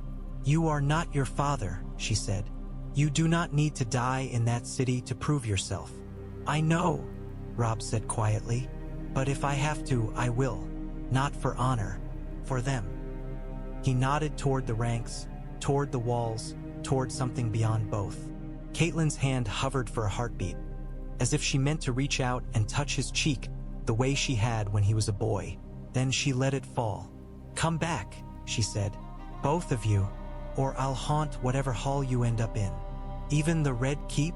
Jon tried to jest. "Especially the Red Keep," she said. The signal. Horns blew. Down by the shore, sails blossomed. Tyrell galleys heaved, turning toward the bay's mouth, feigning disorder. Lannister ships shifted formation, like dogs pricking their ears at the sound of a thrown bone. On the ridge, Robb drew his sword. Jon's hand tightened on Longclaw. "Time to light a fire," Robb said. "Let's make sure it burns the right people," Jon answered. The first blast turned night into emerald day. For a moment, the entire bay seemed made of jade. The water boiled under sheets of green fire that danced and curled like living things. Ships became silhouettes against it, dark shapes with spars and rigging outlined in impossible color. Men screamed, their voices swallowed by the roar. From the deck of the longboat, Jon felt the heat hit his face like an open oven. His eyes watered, but he did not look away. He watched as the Lannister flagship, proud lion carved on its prow, sailed straight into the heart of the conflagration. Wildfire clung to its hull, crawling up the side like hungry moss. Men flung themselves into the water, only to burst into flame as the liquid fire found them. They sprung it. One of the men at the oars shouted over the din. They bloody sprung it on themselves, not entirely on themselves. In among the loyal ships, a half-dozen hulks drifted. Empty, unmanned, their sails burnt to tatters. They had been set adrift hours ago from farther up the river, waited to ride low and slow. When the pyromancers ignited their trap, those ghost ships had been first to catch, soaking up much of the initial fury. Enough remained to be deadly, but it was uneven. Patches of relative darkness where the fire had not yet reached opened gaps in the blaze. Tyrell captains, forewarned, steered for those spaces, their oars churning frantically. Northern longships hugged the shallows, trusting in their familiarity with treacherous coasts to survive. "Hold course," Jon shouted. "Stay near the bank." Ghost stood braced at the prow, fur flattened by the heat, lips peeled back in a soundless snarl. The glare turned his white coat a sickly green, his eyes twin wells of red. He seemed some demon of ice and blood conjured from nightmare. To starboard, a Lannister galley veered wildly, its tiller unmanned. Its flank scraped along theirs with a shriek of wood. A man reached out, trying to grab Jon's rail. Ghost lunged, jaws closing on his wrist. The man disappeared into the froth. "Gate!" someone shouted. There, the eastern wall of the city loomed closer, its stones wavering in the heat haze. The main harbor gate was a clotted mess of ships and wreckage, defenders shouting, archers loosing arrows wildly into the smoky air. But farther along, where the wall dipped toward a rocky outcrop, a smaller, iron-bound door hunched just above the waterline. There were no banners above it, only a narrow walkway, 2 guards. They stared, slack-jawed, at the inferno consuming their harbor. Their attention was entirely on the bay. "Now," Jon said. The longboat's oars dug deep. It surged forward, riding the swell from another distant explosion. An arrow whistled past Jon's ear, loosed from someone on the main wall who'd finally noticed the anomaly slicing toward their flank. Another thunked into the wood at his feet. "Shields!" he snapped. The men raised rough wooden rounds, angling them. Arrows struck and stuck, quivering. The boat slammed into the stone with a bone-jarring impact. Hooks flew up, biting into the lip of the quay. 2 men scrambled up them, hauling themselves onto the narrow ledge. They moved with the practiced ease of sellswords who'd learned their trade in free cities far from northern snows. One guard turned, mouth opening. He got as far as "Hoy," before a knife took him under the chin. The second guard reached for his horn. Ghost was faster. He sprang from the boat, hitting the man square in the chest. They went down together, the horn clattering away. Jon was among the first up the rope. His arms burned. His fingers slipped on wet stone. The world narrowed to the reach, the pull, the scramble. Then he was on the ledge, hauling himself upright, Longclaw already in his hand. The postern gate was smaller than he'd expected. Sturdy, though iron-banded oak, hinges thick. A lock the size of a man's hand. "Torches," Jon ordered. "Axes." As men swarmed up behind him, he spared a glance back at the bay. The wildfire's fury was already lessening, the initial burst ebbing into a more contained blaze. Several Lannister ships burned down to their ribs, toppled masts jutting at mad angles. Others, lucky or quick, hugged the seawall, sails singed but intact. Tyrell banners still flew on half their own ships. The trap had hurt them but not destroyed them. More importantly, the defenders on the main harbor gate were fully occupied. No eyes watched this small corner, except perhaps from above. Jon looked up. The wall towered. Arrow slits gaped. For a moment, he thought he saw a small figure there, too small for armor, clutching a bundle of cloth. "Sansa? Arya? Some other child?" The figure vanished. An arrow thunked into the stone beside his head, sending chips into his hair. "Move!" he snapped. The axes bit into the wood, sending up splinters. The smell of smoke and tar and distant blood seeped through the cracks. On the third swing, something in the lock gave with a metallic scream. The gate buckled inward. Men poured through. Inside, a narrow stone passage ran along the wall's thickness, slick with damp. At its far end, a stair curled upward. Voices echoed faintly from above, shouts of confusion, boots thudding on stone. "Remember," Jon said, just loud enough for those nearest to hear, "we're here to open the way, not to sack the city. We take the gatehouse, unbar the doors, and hold until Robb can bring the host through. No burning houses, no killing small folk, no rape. Anyone breaks that, I'll gut him myself." They nodded. Some looked reluctant, others relieved.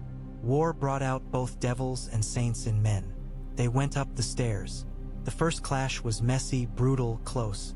A half-dozen Lannister guards barreling down, swords drawn, eyes wild.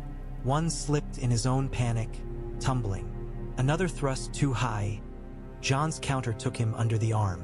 The stairwell filled with the stench of sweat and iron and hot copper. Ghost fought at their side, a flash of white in the crush. Men screamed when they felt his teeth at their calves. One turned to strike him and took a spear in the back for his trouble. By the time they reached the top, the guards lay in blood and tangled limbs. The gatehouse chamber opened before them, a low, stone-arched room with arrow slits looking out over the bay and a massive winch in the center, its chains snaking through slots in the floor to the main harbor gate. A boy cowered in the corner, no more than 12, wearing a too-big helmet that had slipped down over his eyes. He held a spear that shook in his hands. He looked at Jon, at the men behind him, at Ghost with blood on his muzzle. Then he dropped the spear and threw himself flat, arms over his head. Jon stepped past him. "Leave him," he said when one of his men nudged the boy with a boot. "We're not here for children." He pointed to the winch. "Raise it," he ordered. "Halfway. Make them think it's their idea." They hauled. The chain groaned, links grinding.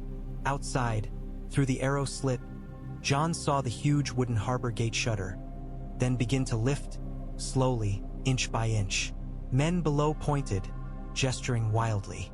Some began to cheer, thinking their own had reclaimed the gatehouse. "Flags," Jon said. A bundle of cloth came out of a pack. Hastily sewn wolf's head banners, their gray shapes crude but unmistakable. Jon jammed the end of one into the crack of the window and let it flap. For a heartbeat, the men on the quay stared upward, confusion contorting their faces as they saw the wolf over their own gate. Then someone shouted an alarm. "Too late," Jon murmured. In the distance, beyond the walls, horns answered. The northern host, watching for that moment, surged. Somewhere below, in the streets of King's Landing, a bell began to ring. Not in joyous peal, but in the frantic, discordant clangor of a city realizing that its walls had been breached.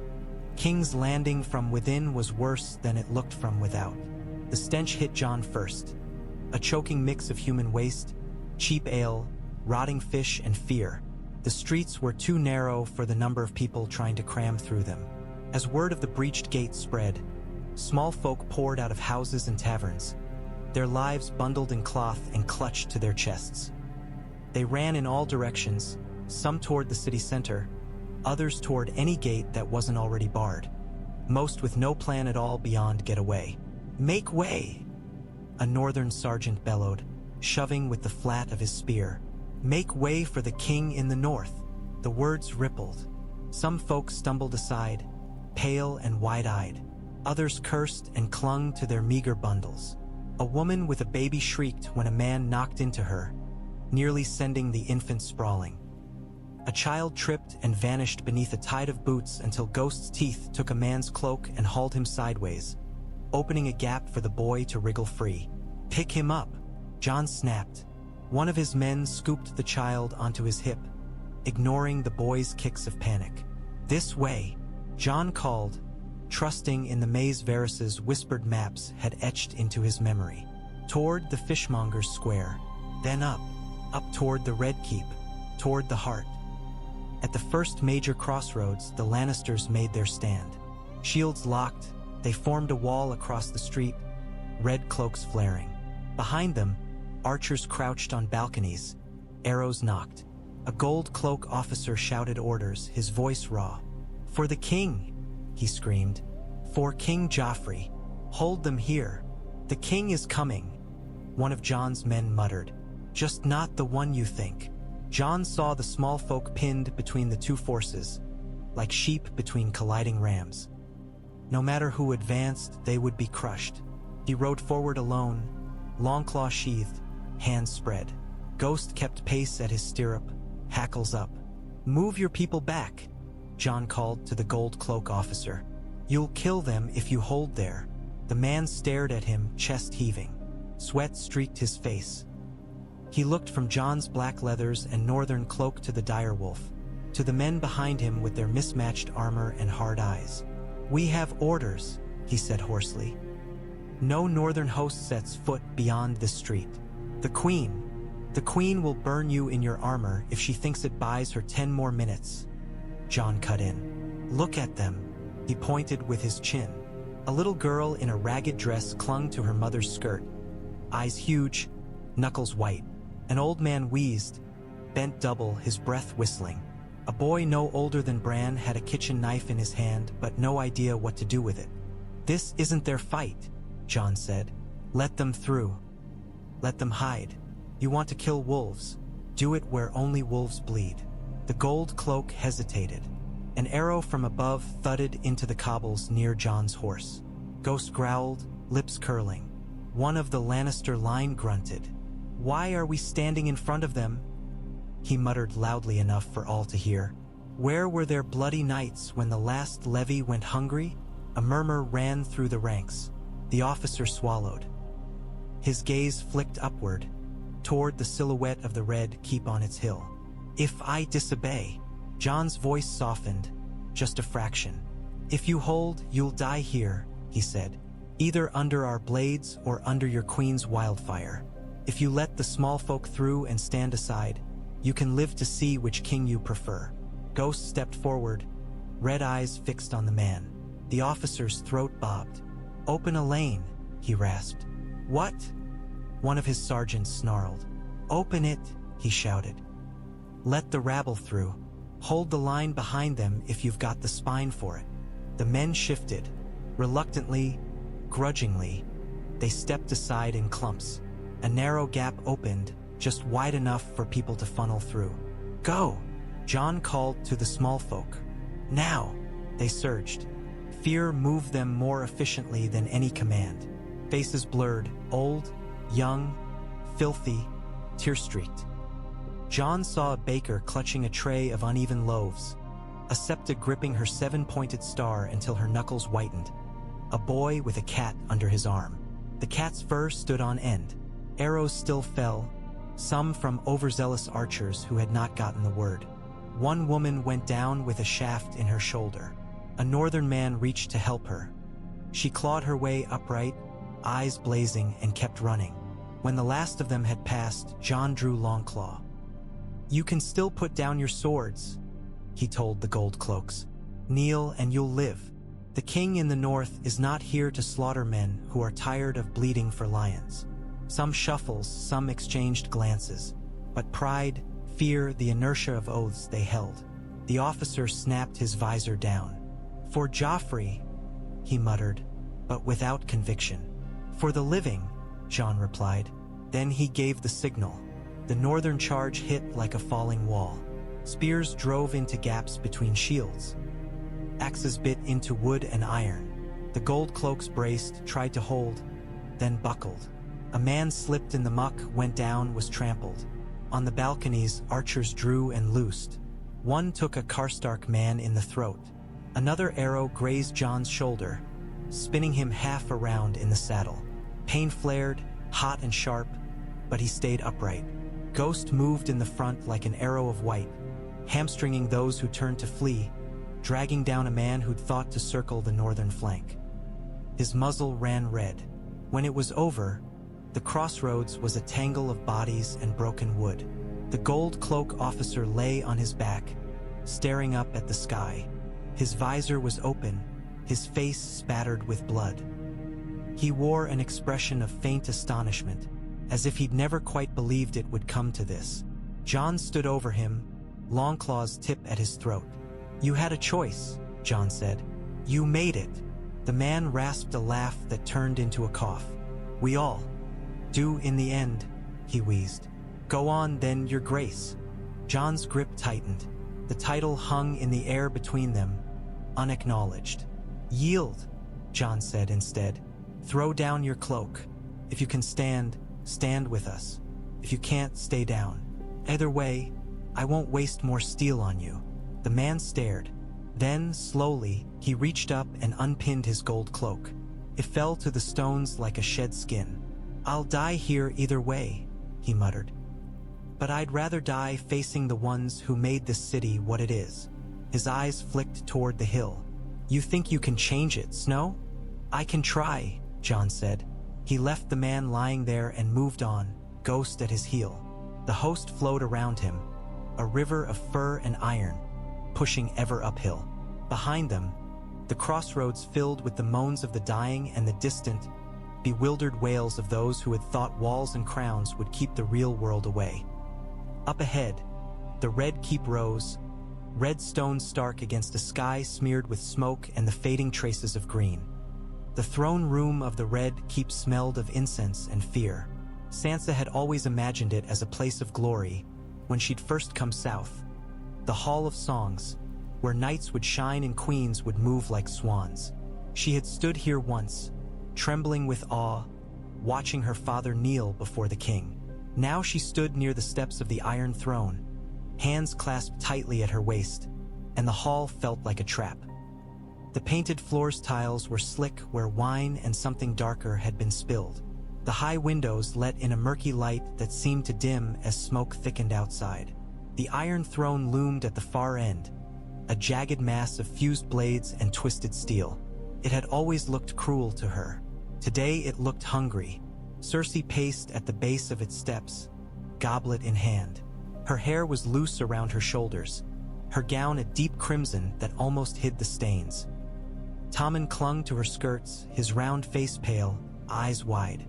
"Mother, I'm scared," he whispered. "As well you should be," she said, not unkindly. She stroked his hair with fingers that trembled only slightly. "Fear keeps us alert. Fear will make you sharp." Sansa swallowed. Her heart pounded against her ribs. She could hear shouts from beyond the great doors, the occasional boom of something heavy against stone. Once, what sounded like a wolf's howl, faint but distinct. It made everything inside her jolt. Robb, she thought. Jon. Please, gods, let it be them. Cersei's gaze snapped to her. Stop smiling, she said sharply. Sansa flinched. I wasn't. You were. Cersei's lips curled. You little fool. Do you think your northern saviors will be any gentler with you than my son has been? You're a pawn on every board, girl. You're not a queen. Not yet. Sansa's cheeks burned. Robb is my brother, she said. He would never. Never what? Cersei's eyes were fever bright. Never use you as a piece to trade? Never wed you to some old, fat lord for an alliance? Your father was going to marry you to my boy. Don't pretend your wolves are so different from lions. A crash from the doors cut off Sansa's retort. A crack splintered down the heavy wood. The Kingsguard shifted, white cloaks bright in the dim hall. Ser Marentrant's hand tightened on his sword. Ser Boros Blunt licked his lips. Hold, Cersei said. The doors shuddered again under the impact of a ram. Dust sifted from the frame.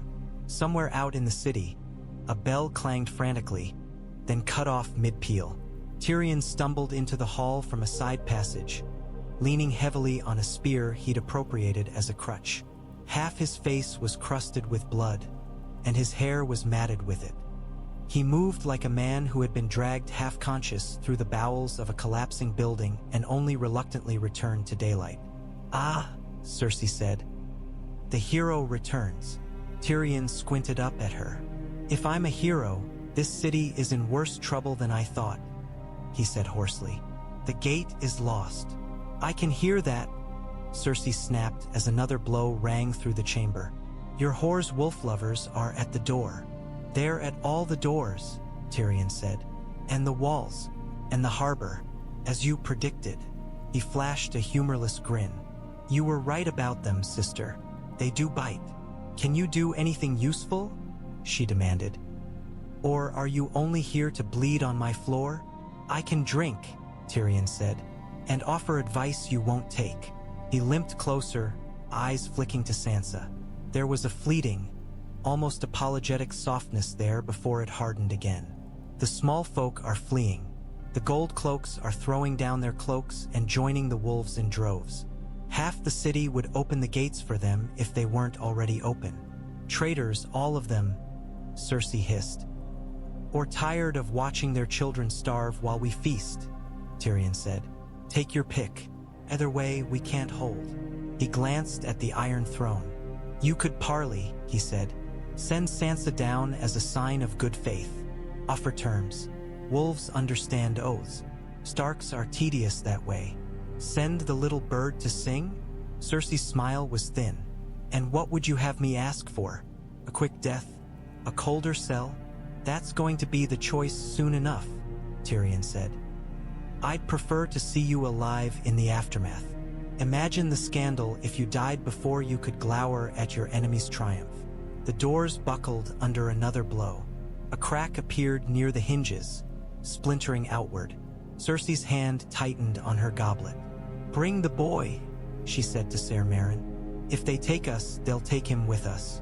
I won't have him dragged through the streets like some prize. Ser Maren's grip on his sword hilt whitened. Your Grace. You heard her, Tyrion said quietly. Better a prisoner than a corpse. You would say that, Cersei spat. You've always been comfortable on your knees. Tommen whimpered.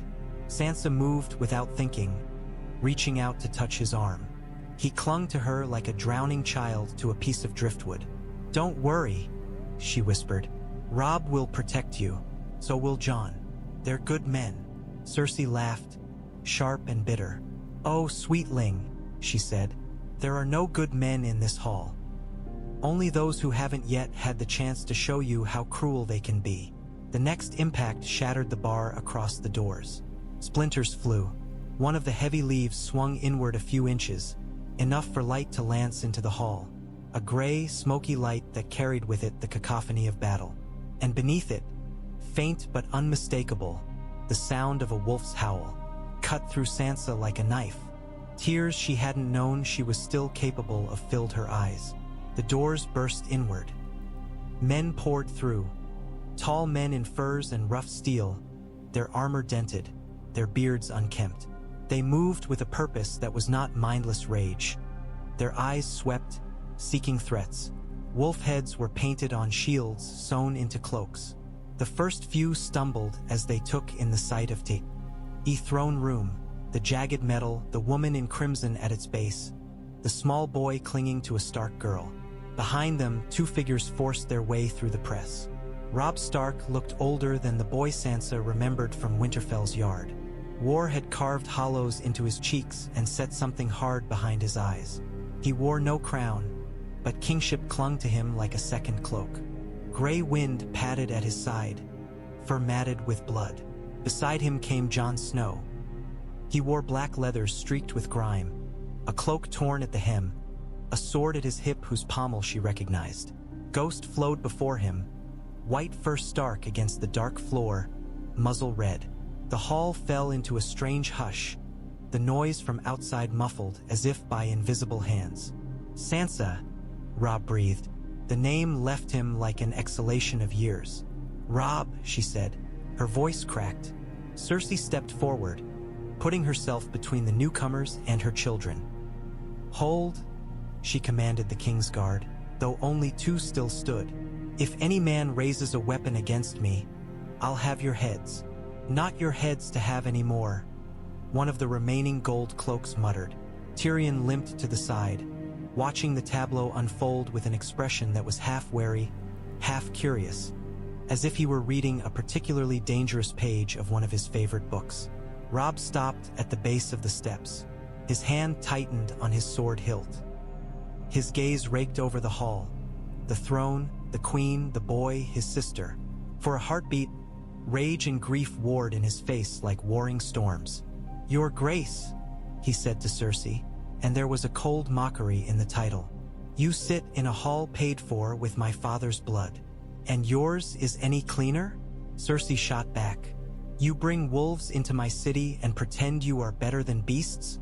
Jon stepped up beside Robb. He did not look at Cersei first. He looked at Sansa. "Sansa," he said softly. She made a sound that was half sob, half laugh. "Jon." Ghost sniffed the air, then moved toward her. The direwolf's eyes softened, if such a thing was possible. He nosed at her skirt, then bumped his head against her hip with a low woof. Sansa's hand found his fur. It was coarse and warm and real. "You should not have come," she whispered. "There was nowhere else to go," Jon said.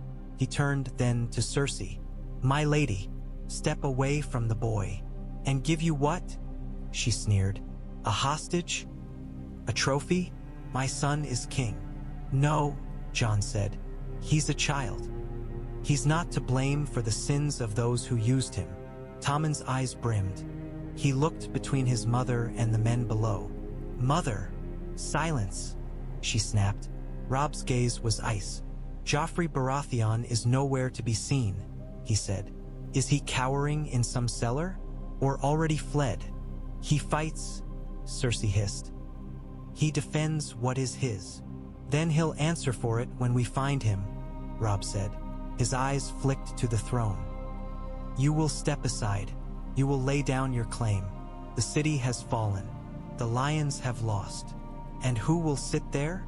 Cersei demanded, pointing with her goblet at the Iron Throne. "You, the northern boy who thinks he can play at kings in the south as well? You wear one crown already. Is your head not heavy enough?" Robb's mouth thinned. He looked at Jon. For a heartbeat, Sansa saw something pass between them. A weight, a decision, a shared memory of a tent and a map and letters written in a dead man's hand. "Not me," Robb said. Sansa's breath caught. Jon's jaw clenched. "I don't want it," he said, the words almost a plea. "Neither did father," Robb said. "Neither did Rhaegar, they say. Wanting has nothing to do with it." "Rhaegar," Cersei said sharply. Her gaze focused on Jon, truly focused, for the first time. "What nonsense is this?" Tyrion stepped forward, wiping at his face. "The interesting kind," he said. He looked up at Jon with something like resignation.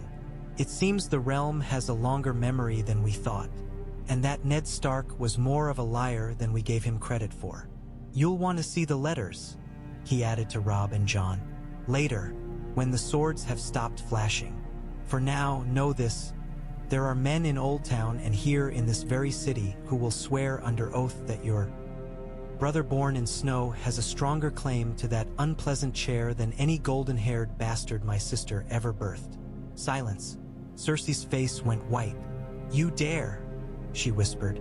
You dare speak of claims when you bring traitors into my hall? I speak of reality, Tyrion said, and of the fact that the men outside these walls will follow whoever keeps them fed and stops their children from burning. Your time is done, sister. He looked at Jon again. Whether his is beginning or not is another question. The Iron Throne loomed over them all, a monument to old wars and older grudges. For the first time, Jon understood why Aemon had spoken of it with such quiet contempt. It was not a seat. It was a trap. He felt the eyes of the hall on him.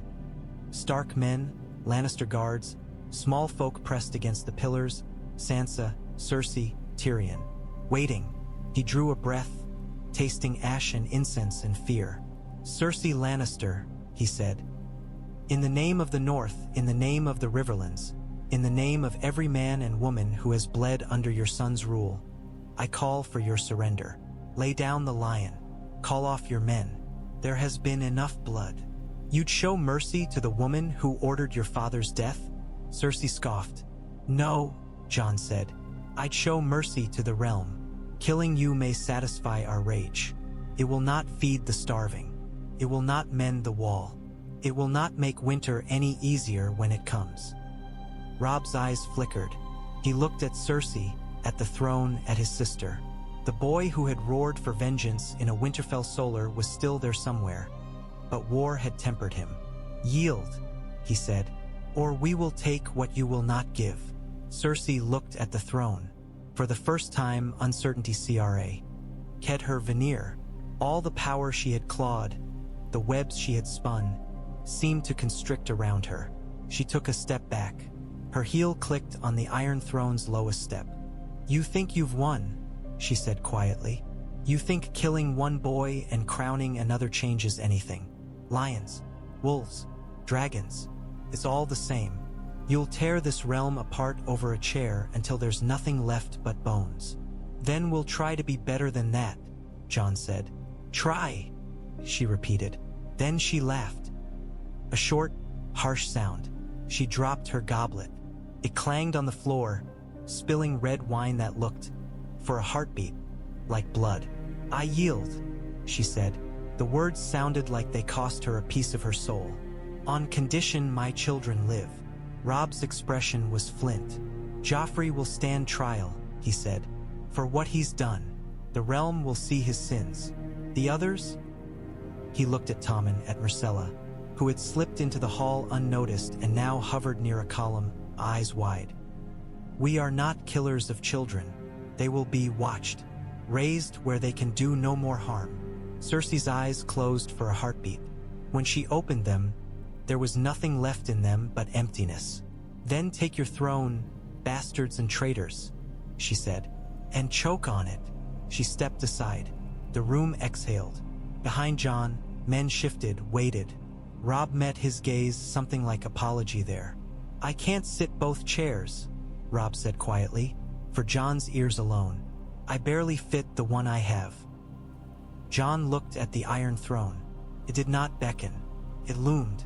He thought of the wall, of the ravens, of the things that stirred beyond the farthest trees. This is only one war, he said. The wrong one, maybe. Then perhaps you can make it less wrong, Robb answered. For father, for Lyanna, for all of them. Sansa's gaze was on him. In it, he saw hope, fear, and something else, a question about the kind of king he would be if he became one at all. Ghost brushed against his leg, grounding him. Jon Snow took a step toward the Iron Throne. They did not crown him at once. There were dead to burn, wounded to tend, fires to put out. The city reeled under the change like a man waking from a beating. For 3 days and nights, the work went on.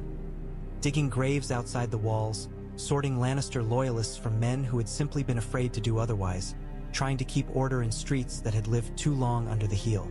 Arya did not appear. Letters went out on swiftest birds to every lord and lady who had once bent the knee to either Robert or Aerys, carrying news of the city's fall and the lion's surrender. Some would answer with oaths, others with knives. That would be the next war.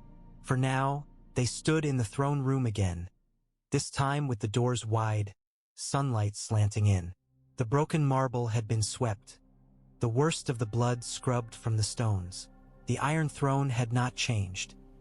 It loomed as it always had, a tangle of steel and memory. Banners hung beside it, the dire wolf of Stark, the trout of Tully, the rose of Tyrell. No lion. Jon stood before the dais in a cloak of black edged in silver. The dire wolf and dragon worked subtly into the clasp at his throat. He chafed in the stiff collar, in the unfamiliar weight of brocade beneath his leathers. He would have traded it gladly for mail and mud. Marjorie Tyrell stood a half-step behind and to his right, gown a rich green that recalled summer fields. Her expression was composed, but her eyes flicked now and then to the crowd, cataloging faces. Robb stood below, not at Jon's feet, not in the shadows, but on a low step to the side, his own cloak plain, his crown of simple bronze and iron resting in his hair. King in the north. His place was not here, not quite, but neither was it absent. Catelyn stood near him, Sansa at her side. Sansa wore a gown the color of Winterfell stone, her hair braided in the northern style. Her eyes shone with unshed tears and a fierce, fragile pride. Tyrion Lannister had found a clean doublet and stood somewhat apart, an odd figure between worlds. He had not fled. That counted for something. Brienne of Tarth, impossibly, knelt near the front, having sworn her sword to whoever would best keep their vows. Ser Davos Seaworth had arrived with word from Stannis. Bitter, furious word and a grudging acknowledgement that the throne he'd coveted had a more complicated occupant now. Dorne had sent no one. The Vale remained silent behind Lisa Arryn's gates for now. A Septon stood before Jon, hands trembling slightly as he held up the seven-pointed star. Jon could not recall his name. The man seemed almost as overwhelmed by the occasion as he was. Jon Snow, the Septon began, voice echoing, son of Lyanna Stark and Prince Rhaegar Targaryen. You stand here in sight of gods and men. The lords of the realm have called for a king who will hold justice above whim, duty above glory, the living above the dead. Do you accept this burden? Jon's throat tightened. He thought of Maester Aemon, blind in his tower, of Sam's round, frightened face at the base of the wall, of the white, silent forest beyond. He thought of Ned Stark, who had never wanted to be hand and yet had taken the job because it was needed. I do, he said. The Septon looked relieved, as if he'd half expected him to run. Do you swear, the man went on, by the seven who are one and by the old gods of the north, to protect the realm from all enemies within and without? To guard not only its rich and its powerful, but its small folk and its weak? To remember that winter comes for high and low alike? I swear, Jon said. The words felt right, in a way the Night's Watch oath had once felt, before reality had bitten into it. Do you swear to uphold the law, to listen to counsel, to bend when bending will save lives and stand when standing alone can hold the darkness at bay? I swear. He felt the weight of every set of eyes on him.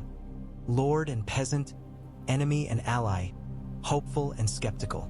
And do you swear, the Septon said, the final words of the age-old right falling into place, to place the needs of the realm above your own, to treat this crown not as a reward, but as a solemn duty? To remember always that you are but one man, and that kings who forget they can die bring ruin on all. I do, Jon said quietly, and I pray the gods remind me of it when I forget. A murmur rippled through the hall. Surprise, perhaps, at the honesty. It was not the sort of thing kings usually admitted. The Septon lifted the crown. It was not the one Robert had worn, that had been battered in battle, heavy with stag antlers and the memory of a rebellion. This was simpler. A circlet of dark steel inlaid with silver, its only ornament a small, stylized wolf's head and a three-headed dragon facing each other, jaws open. For a heartbeat, Jon wanted to step back, to refuse, to say, "No, I am a man of the wall. I am no more than a steward with a sword." But the wall itself seemed to rise in his mind, black and immense, the others moving beyond it. The crown settled onto his brow. It was heavy. "Behold your king," the Septon cried. Jon of House Targaryen and House Stark, the first of his name, king of the Undulls and the Rhoynar and the First Men, protector of the realm. The titles rang hollow in Jon's ears, like words spoken in a language he barely knew. But the roar that went up from the hall was real. "Long live the king!" voices shouted. "Long live King Jon! Long live the king in the north!" Others answered, turning toward Robb. "Long live King Robb!" For a moment the cries tangled, competing. Then, like two rivers meeting, they blended. "Long live the Wolf Kings!" someone cried. "Long live the wolves!" Laughter, wild and relieved, broke some of the tension. Robb's mouth curved into a wry smile. He bowed his head, just slightly, to Jon. Jon returned it. Marjorie stepped forward. Her hand slipped into his, fingers cool and steady. "In the reach," she said softly enough that and why he could hear. "We speak of a husband and wife as two vines twining. We will see if wolves and roses can manage something similar." "I don't know how to be a husband," Jon admitted, "or a king, or a dragon." Marjorie's lips quirked. "No one does," she said. "The ones who think they do are the ones you need to watch. The rest of us muddle through." She turned to the hall, raising their joined hands. "Your Grace," Tyrion said from his place near the front, voice carrying. "Now that you've acquired a crown and a beautiful bride, may I suggest we turn our attention to the less romantic business of feeding everyone in this cursed city before they decide they prefer starvation under lions to hunger under wolves?" "I thought you'd never ask," Jon said, faintly dazed. He looked out over the gathering. Some faces glowed with hope. Others were closed, calculating. Some wore expressions of simple exhaustion. They had seen kings come and go. This was one more name, one more man.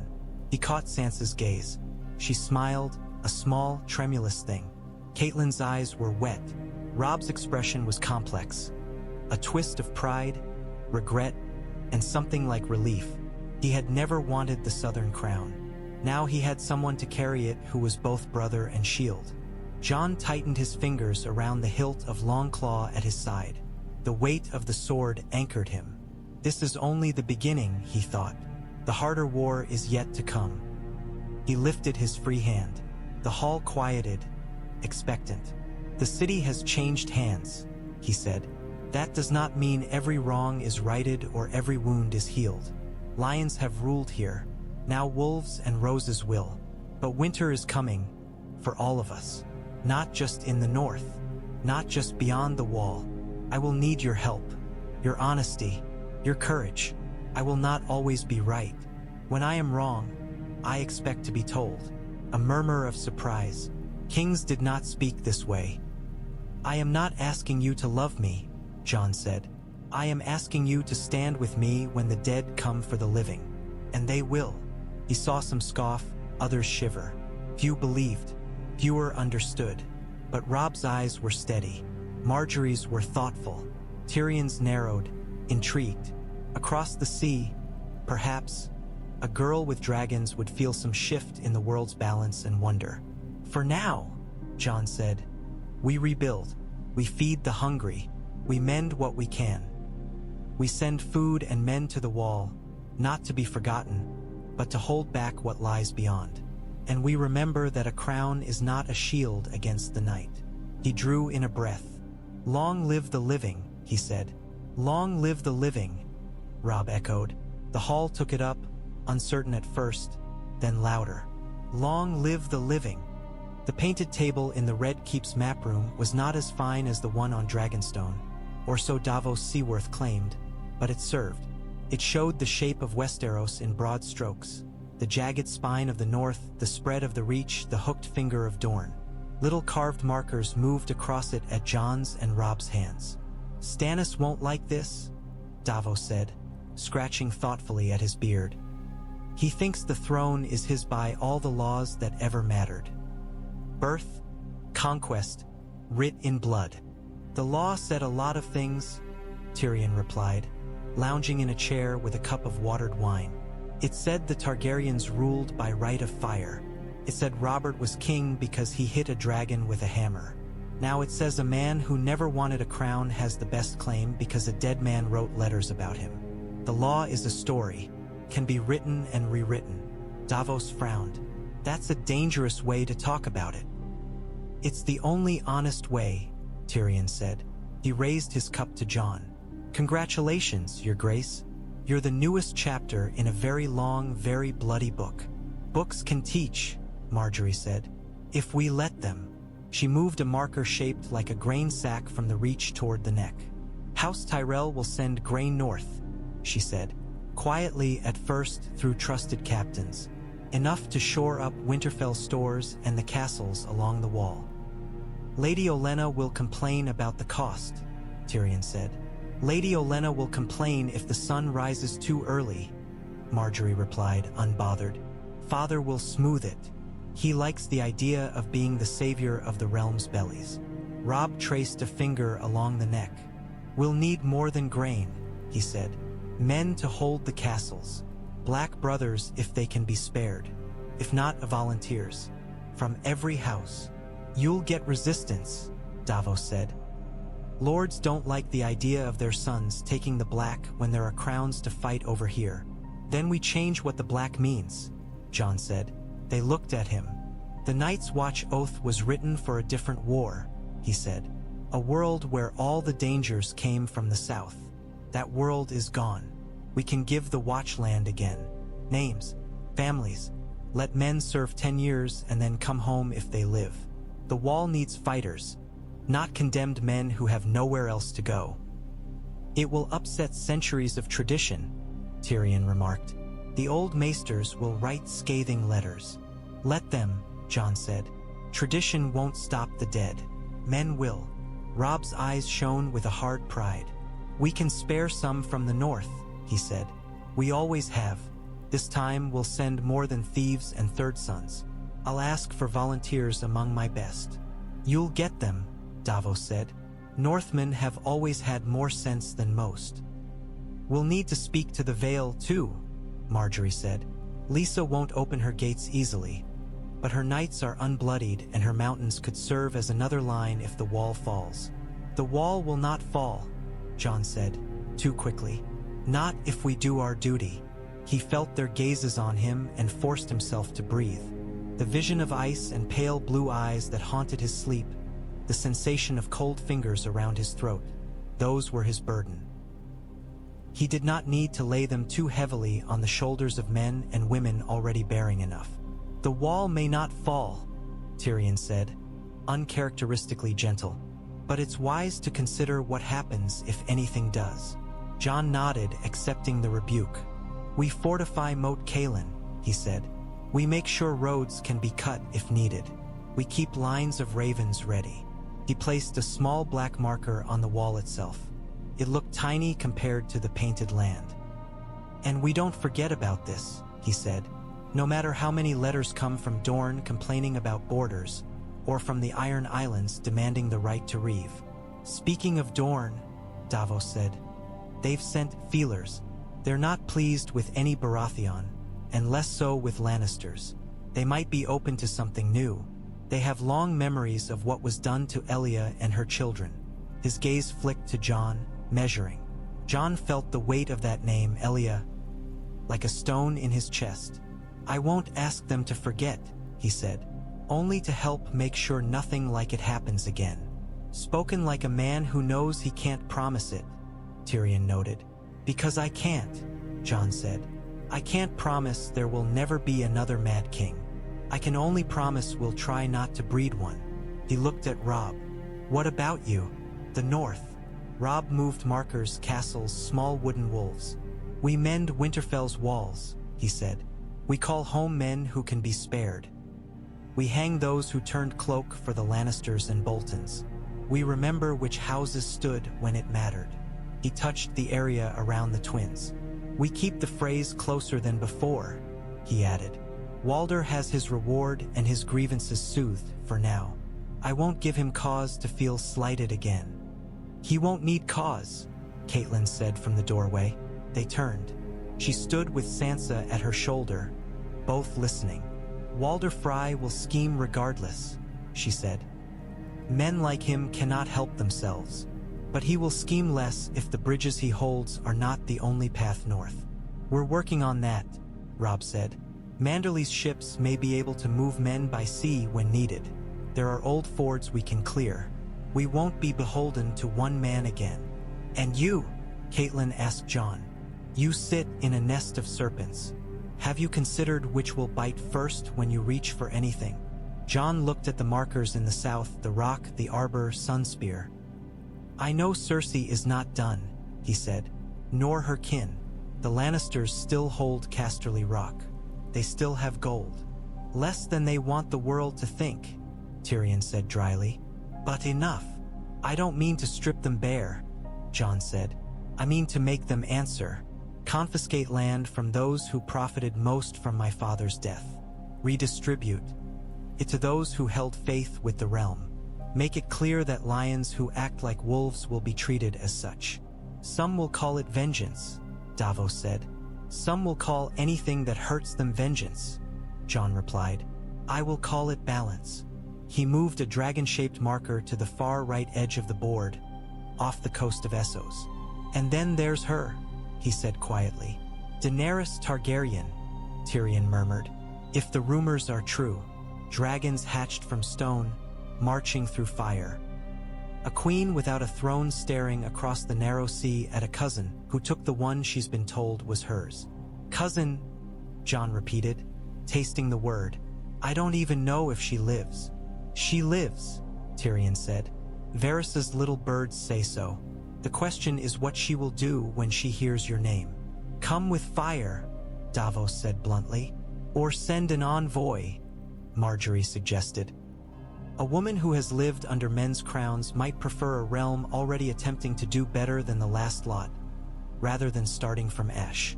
Jon rubbed his temple. I won't start a war with someone I've never met based on rumors, he said. If she comes, we'll talk. If she's as mad as her father, we'll deal with that. If she isn't, perhaps the world is big enough for more than one Targaryen. Robb snorted. Says the man who didn't want one crown, let alone 2 dragons. Ghost lifted his head, ears pricking at some distant sound. Gray wind huffed in his sleep, paws twitching. Whatever comes from across the sea, Jon said.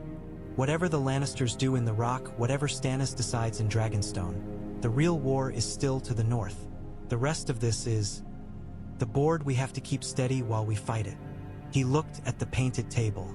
The wall at the top, the city at its center, the sea at its edges. 2 thrones, he said. 2 kings. 1 realm. For now. For now, Robb agreed. Marjorie's fingers skimmed the edge of the map. Then let's hold it together as long as we can, she said. Before winter tries to tear it apart. Tyrion raised his cup. To wolves, he said, and to the fools who think they can teach them to run in straight lines. They drank. The candles burned low.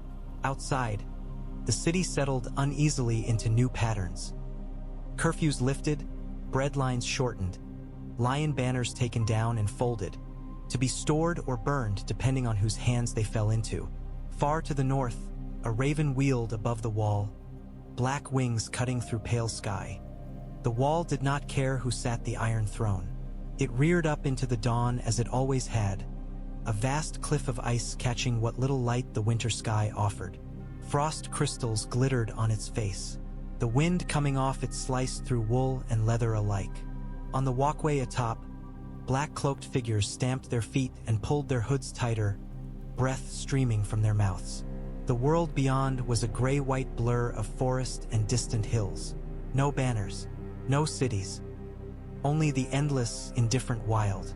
A raven flapped its way toward them, wings laboring in the cold air.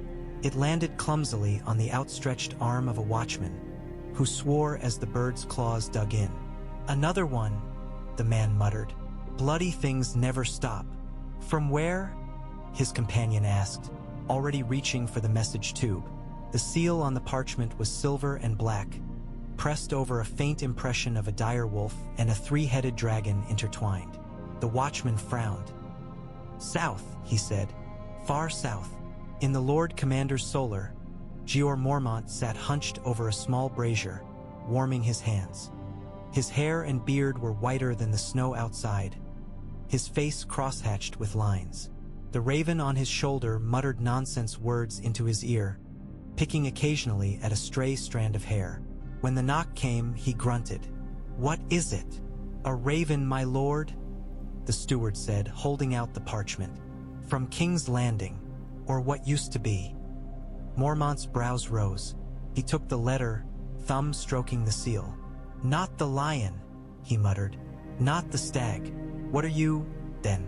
He broke the wax. The raven on his shoulder croaked. The Lord Commander read. Jon's hand was not as neat as a maester's, but it was steady. The words cut straight with little flourish. "Lord Commander, I broke my oath. For that, I will bear the name deserter as long as I live. I do not ask forgiveness. I ask only that you understand why." He spoke of letters of Lyanna, of Rhaegar, of fathers and promises, of rivers and cities and wildfire, of two wolves walking through the Red Keep's shattered doors, of a crown accepted with gritted teeth. "I did not leave the wall because I grew tired of it," he wrote. "I left because I learned that the war you taught me about cannot be won from here alone. The dead do not care about kings, but the living do, and someone had to make sure they would listen when the cold finally comes for them." He wrote of grain shipments from the Reach, of volunteers from the north, of a Night's Watch oath reshaped to fit a world where men could not afford to throw their best away on punishment alone, of dragonglass mines in Dragonstone opened by royal decree and crates marked for the wall. "I am king in the south now," he wrote, and the words looked as if he hardly believed them. "Robb is king in the north. We are two heads of the same beast for now. If you curse us for it, we will not blame you. But we intend, as best we can, to be kings the Watch can send ravens to without fearing they'll be ignored." He ended simply. "The wall made me a man," he wrote. "Winterfell made me a son. This city will try to make me a king. I would rather be the first two. Help me keep a part of them, and I will help you keep the world standing. Jon." Jeor Mormont let out a long breath. The brazier's coals shifted, sending up a small puff of sparks. "Well, boy," he muttered, "you've gone and done it." The raven on his shoulder flapped. "King," it croaked. "King, king." "I," Mormont said. "So he claims, and so others claim for him." He looked at the wall through the narrow arrow slit. "We'll see what kind of king he makes." Beyond the wall, something moved in the treeline. At first it might have been a trick of the light, the way the wind shifted branches, the way snow drifted. Then, slowly, shapes resolved. Tall, thin figures, pale against the darker trunks. Eyes like distant stars, blue and cold and wrong. They did not come close. Not yet. They stood and watched. On the walkway, a young ranger shivered for reasons that had nothing to do with the cold. "Do you see that?" he whispered. His companion squinted. "See what?" "Nothing," the first lied. In the Lord Commander's solar, Mormont folded the letter carefully and set it aside. He reached for a fresh scrap of parchment. "Samwell," he called. The steward poked his head back in. "Get me ink. And send for Maester Aemon. We've letters to answer." "Yes, my lord," Sam said, blushing as he tripped over the threshold. The raven on Mormont's shoulder chuckled. "King," it cawed again. Mormont grunted. "Jon Snow a king," he said. "What next?" "Ghost as hand." He dipped his quill. To Jon, he wrote, he would say little of pride and much of necessity. He would remind the boy that crowns came and went, but the wall remained. He would ask for what the Watch needed, with no more apology than the ice itself would give for its demands. He would not tell him about the eyes in the forest. Not in this letter. Not yet. Outside, the blue gaze shifted, then withdrew, the figures melting back into the trees.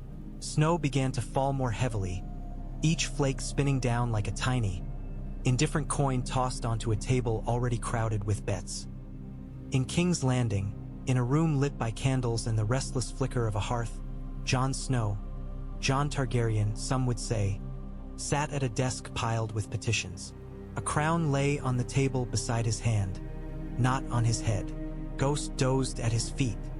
He felt a shiver then, inexplicable, as if someone had walked over his grave. He looked north, though there was nothing to see but stone and night. Soon, he murmured, to the memory of a wall of ice and a blind old man's voice. I won't forget. The wolves had taken King's Landing. The lion banners were gone. A dragon's blood sat on a throne of swords, flanked by roses and watched by trout and mermen. In the north, another king mended his castle's walls and sent his best to stand in the cold. Far beyond them all, the true enemy watched and waited. For now the realm breathed. For now, two brothers had done the impossible and survived it. For now, winter had not yet fallen in full. For now,